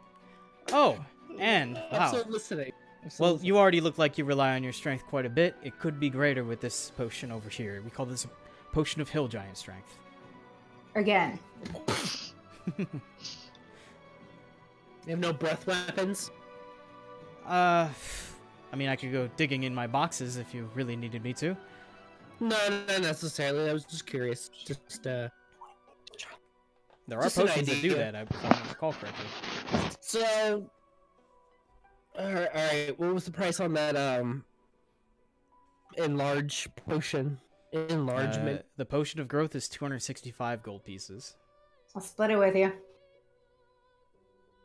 Hold on. I don't even know what I have. So much. Go ahead, Z's. I'll buy you a couple drinks. It'll be fine, man. It'll be fine. That's like all my money. You understand that? Yeah, but Madison would encourage you to barter with this individual. He would say Yes. that My point is, even if I barter with him this and I potion- succeed, it's gonna be such a it's gonna be like a 20% discount, and I'm still gonna be poor at the end of this. except And here's the that- thing. I push him out of the way. Okay. Sir, I am a pretty strong individual. I flex, just a little bit off to the side. Pretty, just kind of casual. And I would say, I would like this potion to make me a little bit, bigger, stronger. I don't need it. It's not worth that much gold to me. Maybe we could cut a deal. and the price is ridiculous. And- I don't agree to that. and For what it And- is. I would All wink the- a little bit. all of a sudden a portent of 1 befalls our fair Genfield. Right? That's not Genfield. This is Petrick Balvin. You've just met him. Petrick. Sorry. Um, Petrick rolls a 1. Sure, Petrick wasn't rolling anything yet, but go ahead and make a persuasion check, Rox. Oh, okay. Hold on. Persuasion? Yep. 14. I rolled a 15. Well, it is Garnsend, and always looking to cut a deal. How's 185 sound? It's a little bit better. That's a little bit better. I Oh. respect that. It's quite the steep discount. It's 70%. But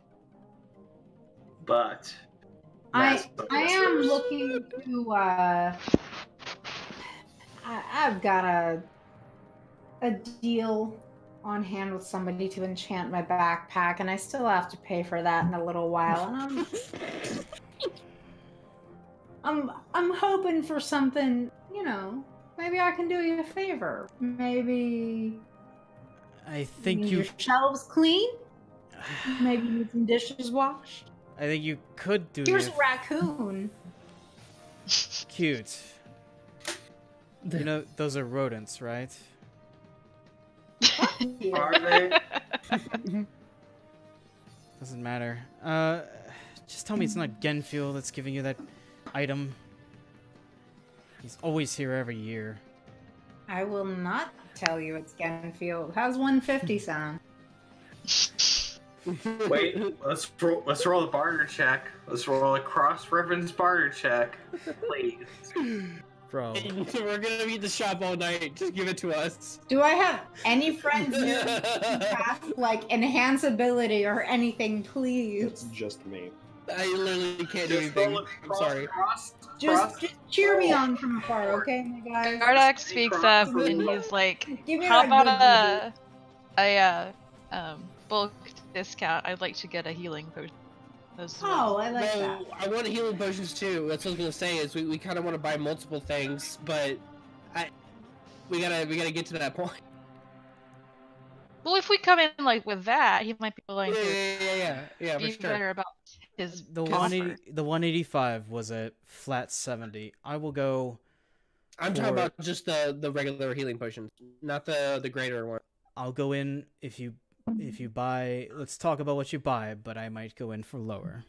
So we want some Okay. potions of healing as well. So if y'all get some healing potions, I'll do the 150. And you guys can go from there. How's that sound? Sure. Okay. How many potions you have? Regular. He has 3. He pulls out 3 vials of regular healing potions. How many greater? Just the one greater. All right. Well, I think I'll just stick with the 3 regular. I'm fine with that. Okay, so we're going for the 3 at 47, and we'll do a little. He'll do a discount on this. Plus your. Okay, so before a discount, that comes to 406 gold pieces. Well, if we're buying, we don't want the potion of hill giant strength as well? No, I do. That's what I'm saying. Oh, I thought you wanted the So potion much. of growth. There's 2? I thought they Yeah, I thought they were the 2 same different thing. ones. I'm sorry. No, they're There's 2 of separate. They are separate. One is a potion that makes the potion of hill giant strength is only 196 gold pieces. Only. What Well, was the other one? 265. The potion of growth is 265? 265. Yes. But he's willing to cut a deal. So none of those numbers are concrete. That's just a guesstimate. No. What I'm saying is I'm willing to give 150 for the potion. I thought I was getting hill giant strength. Okay. So, Well, we'll start with that. How about that? So with that, plus man, I hate shopping. I don't know. I have to keep creating these. I have to keep creating this stuff because you guys are at a festival. I'm gonna get a drink while he figures out first grade math. oh, hey, can I also have? Oh, I thought you were. That might make the talking gold game. price go Never up. mind. For the whole lot, he'll do 220. But that's for. What is the whole lot? That is the potion So of hill I'll giant cover strength. 150, and you guys got the rest. That is the potion of hill giant strength and 3 potions of healing For 220? for 220, which is a hell of a discount for 14. That's a 70 hell of a deal. between you 4. 3. 3. I'm cool with that. Okay. Okay, so now between you have a potion of hill giant strength and 3 potions of healing. Got it. That was gold, right? Yep. Got it. You added it. Fuck, damn it. God Subtract damn 3. it. I You hit know. that again. I know. So what am I out now? No, I did it. Damn it. Why? 70. It was 70 between you, Maslin, and Gardak. However, you guys Sweet. wanted to split that. Right, 70 each. No, No, 70 70 divided total. by 3. Oh. So what is that? 70 divided by 3 comes out to 23.3, repeating, of course. Sorry, 23. I'll take out 23 gold.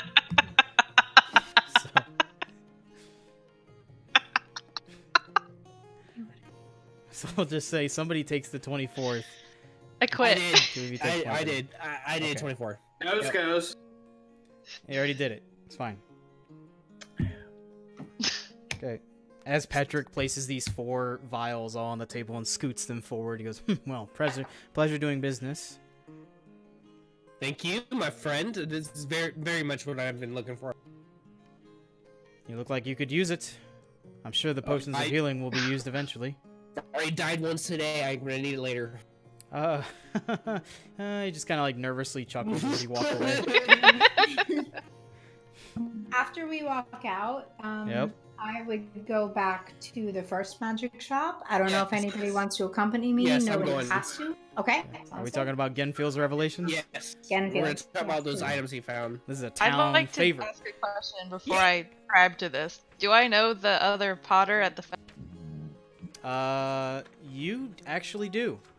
I was What? curious. Talk to them then. I was She's very gonna curious if you were gonna ask. You actually notice as he's working back there, you notice the long hair down to the shoulders of Zinro Vakan. He's from Welter Grove. You met him many years ago, and as he sees you, his face kind of lights up warmly. Well, I wasn't expecting Gardak to come walking through my tent front, of all people. As he kind of like picks up a rag and kind of washes his hands at the clay, he goes, "How have you been? I trust Agnia's doing well." She is, yes. I'm a little off my beaten path as of late, but it's good to run into you. I don't know about that. As he kind of claps you on the shoulder, he's like, "Seeing you in that armor again, that looks familiar to me." Yeah, I dusted it off a few days ago, really. Well, But nothing too important, I hope. You always were in the thick of it. I'm working on We'll a see. couple projects back here. Do you want to lend a hand? I can actually pay you for your time. Let's catch up. sure, I would be interested in hearing what you've been up to. The Allhammer creates you. As he kind of leads you back, you kind of taking off your gauntlets. All of you have this weird sight of Gardak just kind of melting away before you and just becomes this interestingly skilled potter that you never noticed existed. I'm fine. And they go back to the back where there's tons of different pieces of clay in different forms, some of them in more complete forms than others. Gardak, I'll keep things short because, we got a whole party here. He talks about how Welter Grove is doing well. The folded cloth, it's seen more business than ever. In these times, it seems people want or need guidance in their life, and they look to the gods. He's happy and healthy, as is the rest of his family, and also your wife's family, the Distu, in Welter Grove. He walks you through the everything that's happened since you and the majority of the Imperials left. But bringing it back in, there's this longing love ever since he last saw you in Welter Grove.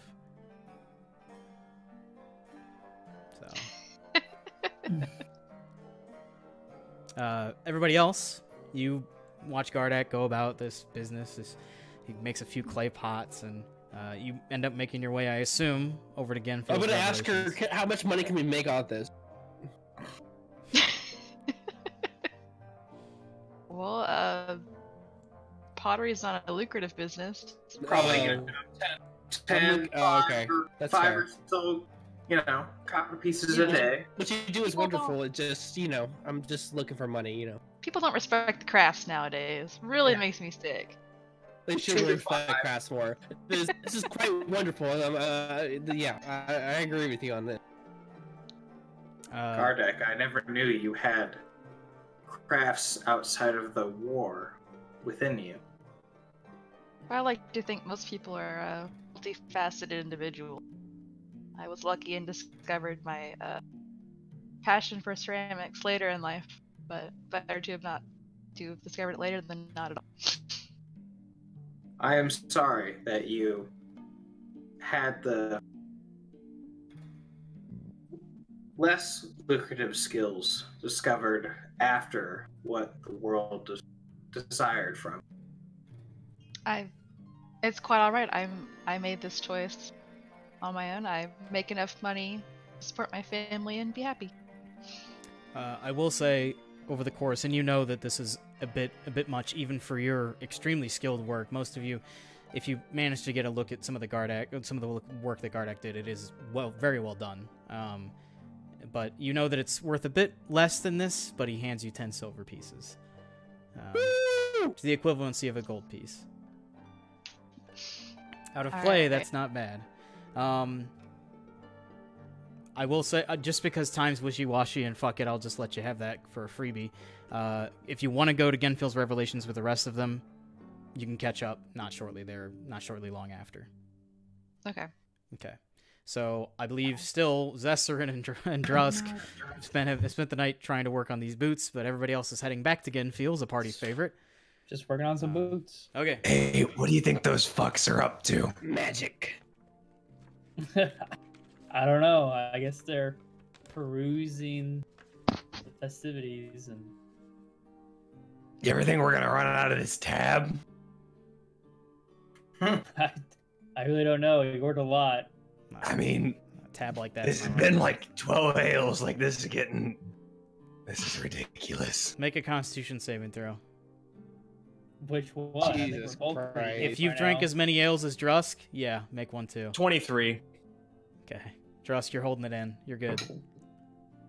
Oh no. Your wizard might not be doing too good though. Oh, it's just like real life when we drink. Yeah.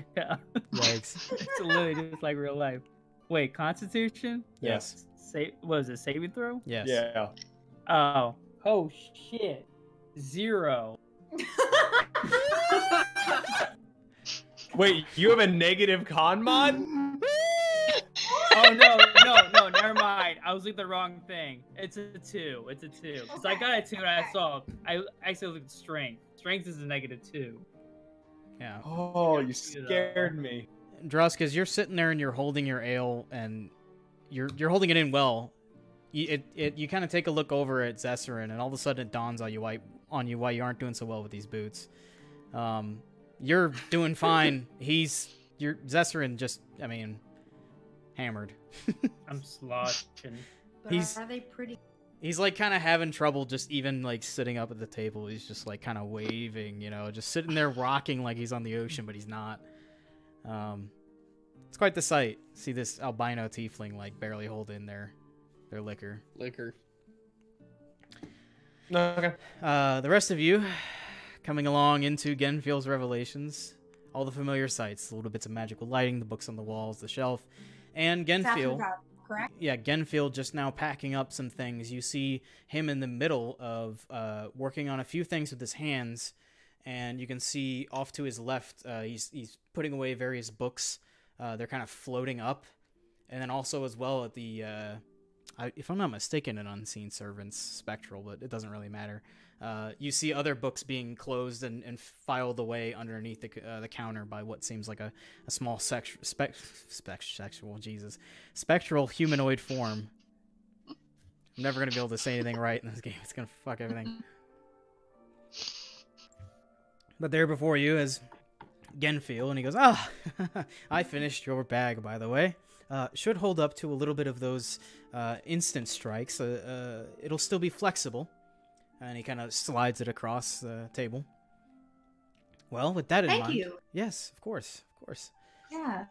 How much do I owe you at this particular for that moment? incantation, we'll say it runs you... I'm starting to get a little... As long as you keep coming back for enchantments, we'll say 20 gold. I'll take that. Thank you very much, sir. It's one of my more difficult enchantments, but at least I've left my mark out there when somebody comes across you. They might recognize my handiwork. I appreciate it. You help me protect a very important part of my life right now, so thank you. Well, we all have things we're looking for. What brings you in Genfield's Revelations today? To get my bag. Right.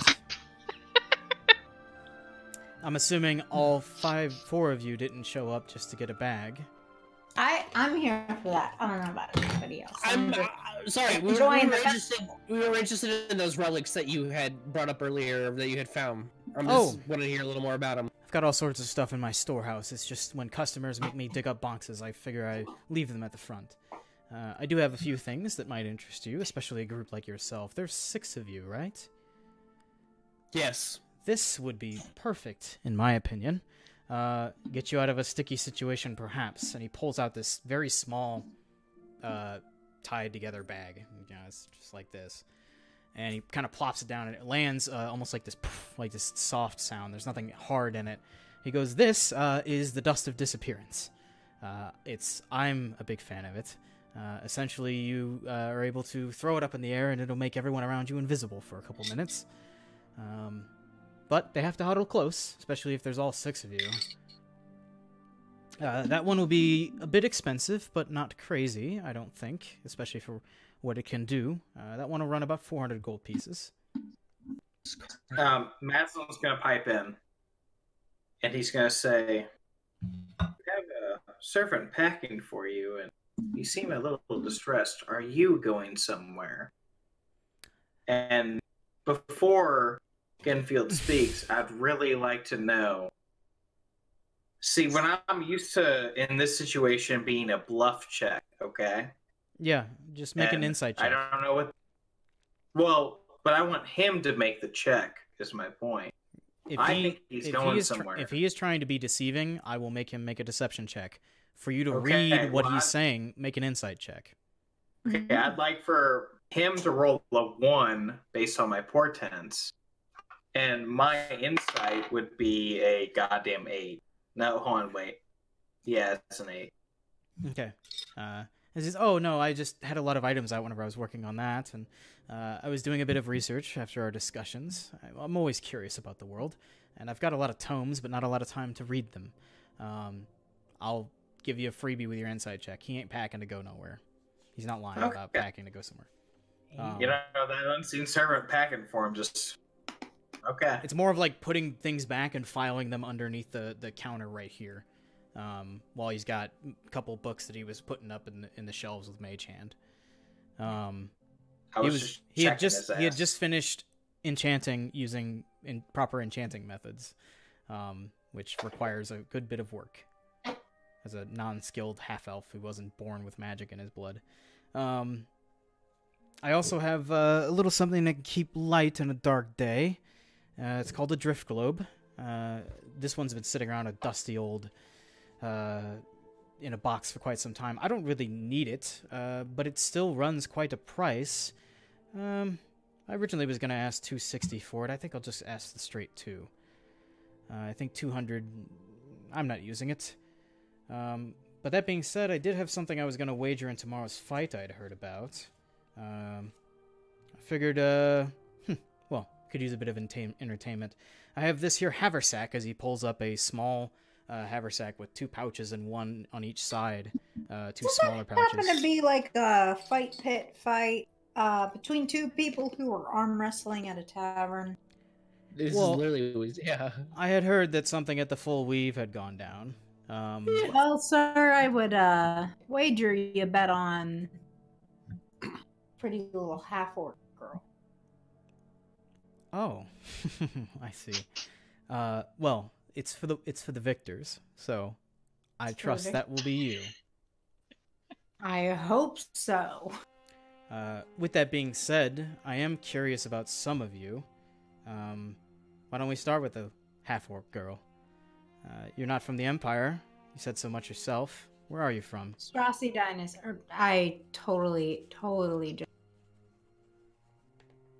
One second. Sorry, it's... So, GM, I have to ask, what does it mean by being from the Empire? What is that? Is that a collection of places, or is it a place? The Breszi Empire is a nation of which you are currently in.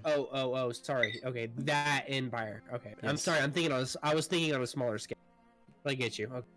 I'm from the mountains. A little place I think you all refer to as the Noctana Strath.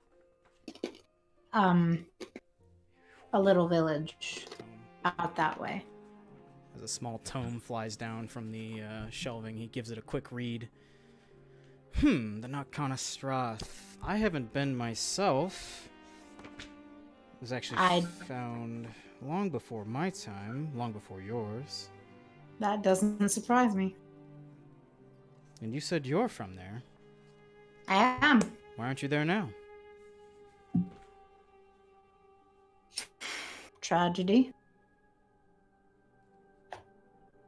I'm sure not of a terrible form, just troubles at home. Troubles at home, you could say. But, you know, I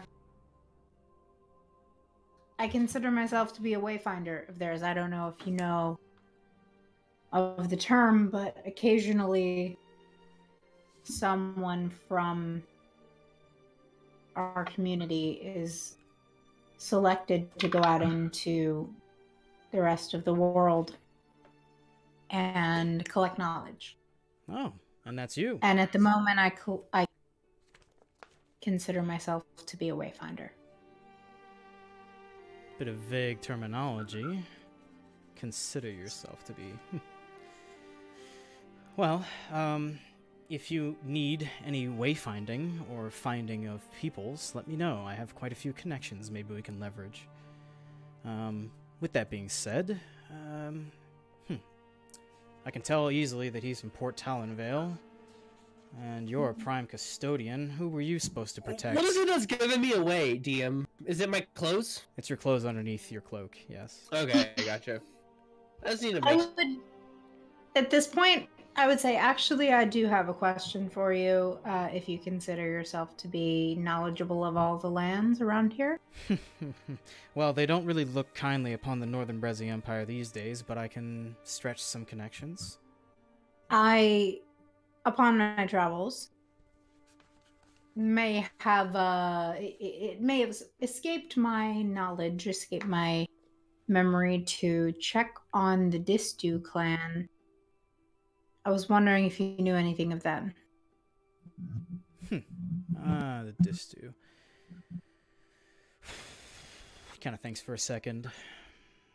Probably, I would say, if anyone is going to know, it'd be Vendi, as he kind of leans back and makes a sigil in the air. He goes, Vendi, could use a bit of a favor. Curious about a tribe known as the Distu, near the Nakana Strath. Are you aware of anything happening? I've got a curious person. Kind of waits for a minute. You can hear he's like interpreting a response. And he goes, oh, that's strange. Well, based on preliminary scouts, they were wiped out from the Karawaki Chasm. Out. Well, they're not there, and they left seemingly in a bit of a hurry. You have to forgive me. Alia Vendi is left where? Which direction? I don't know. I can ask about the investigation. I would appreciate that, actually. Do you know if perhaps they would be the type of individuals to take in refugee people that were fleeing somewhere else? You talking about the Distu, or are you talking about us, the Breszi Empire? The Distu. Traces another sigil. Yeah, I'm curious if the Distu taking in any refugees would be likely, or people on the run from somewhere else. He kind of waits for a little while. Well, I'm afraid the investigation had just begun. It's being headed up by Alia Vendi, who's the prime site of foreign intrigues. But unfortunately, it's not about the Distu, it's rather about the Infix Kith. Seems that some refugees had arrived in Ember Crossing mid-last week. That's about all I was told. Where was that, sorry? Ember Crossing. Ember, like the fire? Yes, EMBER Crossing. As he kind Does anyone know that Does anyone know their origins? The refugees. Yes. I've actually got a bit of a curiosity myself. As he traces yet another sigil, he's about to burn himself out on this.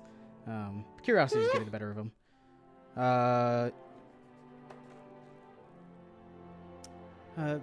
Vezran, tell me, there's an investigation being headed up by Vendi, sorry.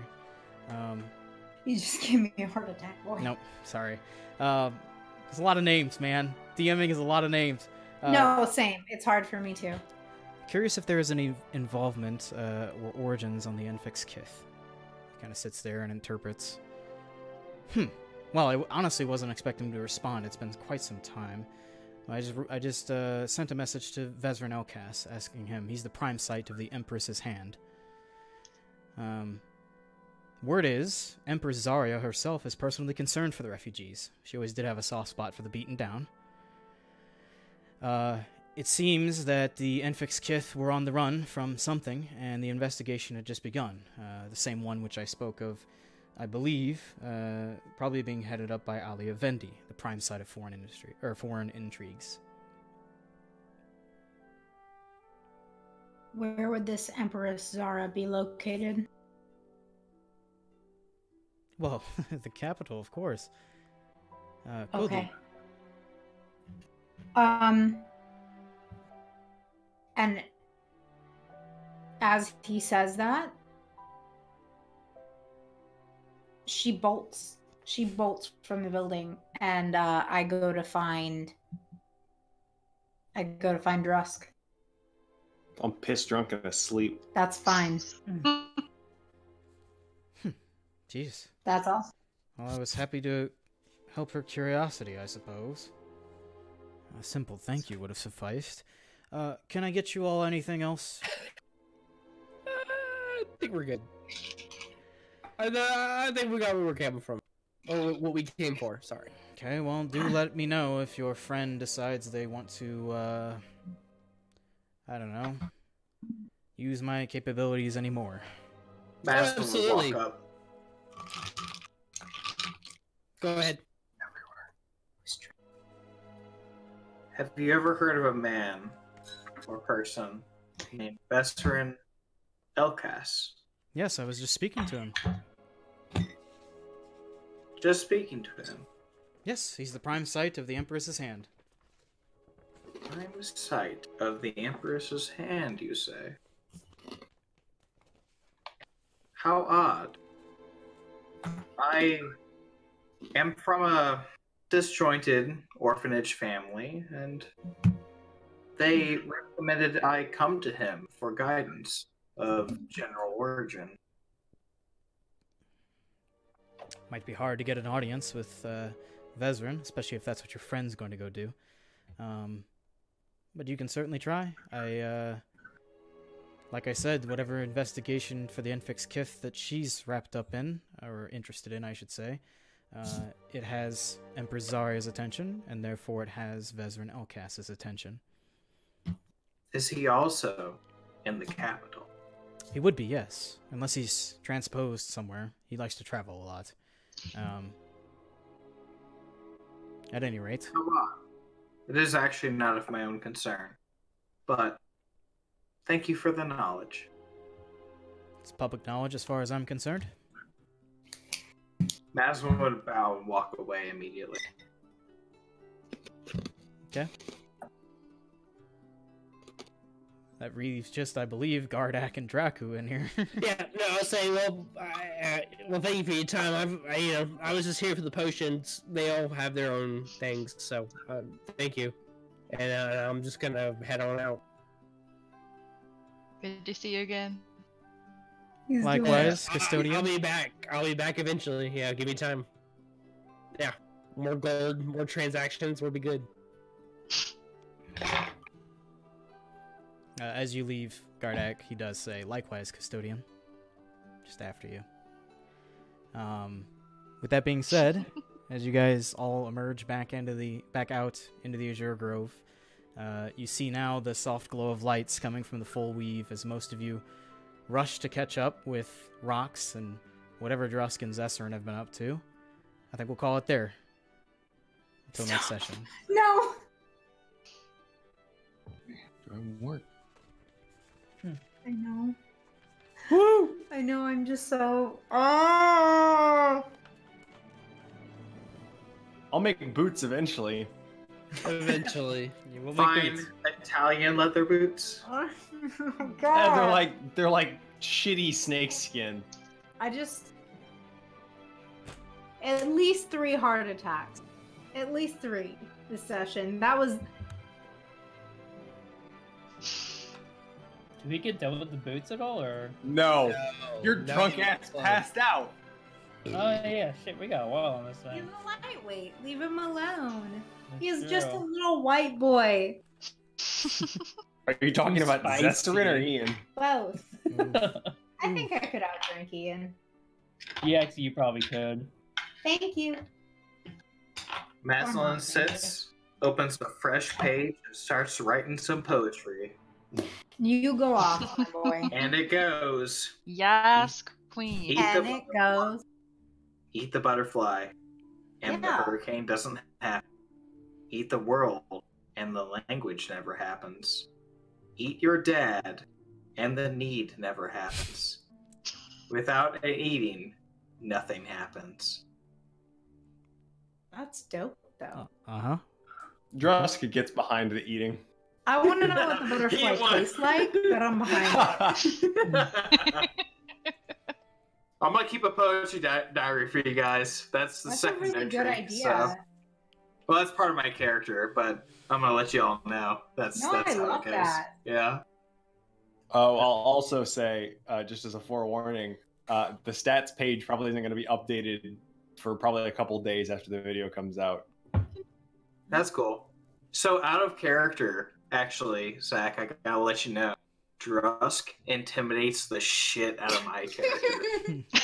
my character, I'm not gonna tell you his backstory because that's gotta be in character, but a lizard person, he just never encountered one before. So your tough ass, bold ass, roady ass motherfucker intimidates the fuck out of Maslin, let me tell you. You guys I are love Oh, thank you. that. you guys are a bunch of unlikely colors.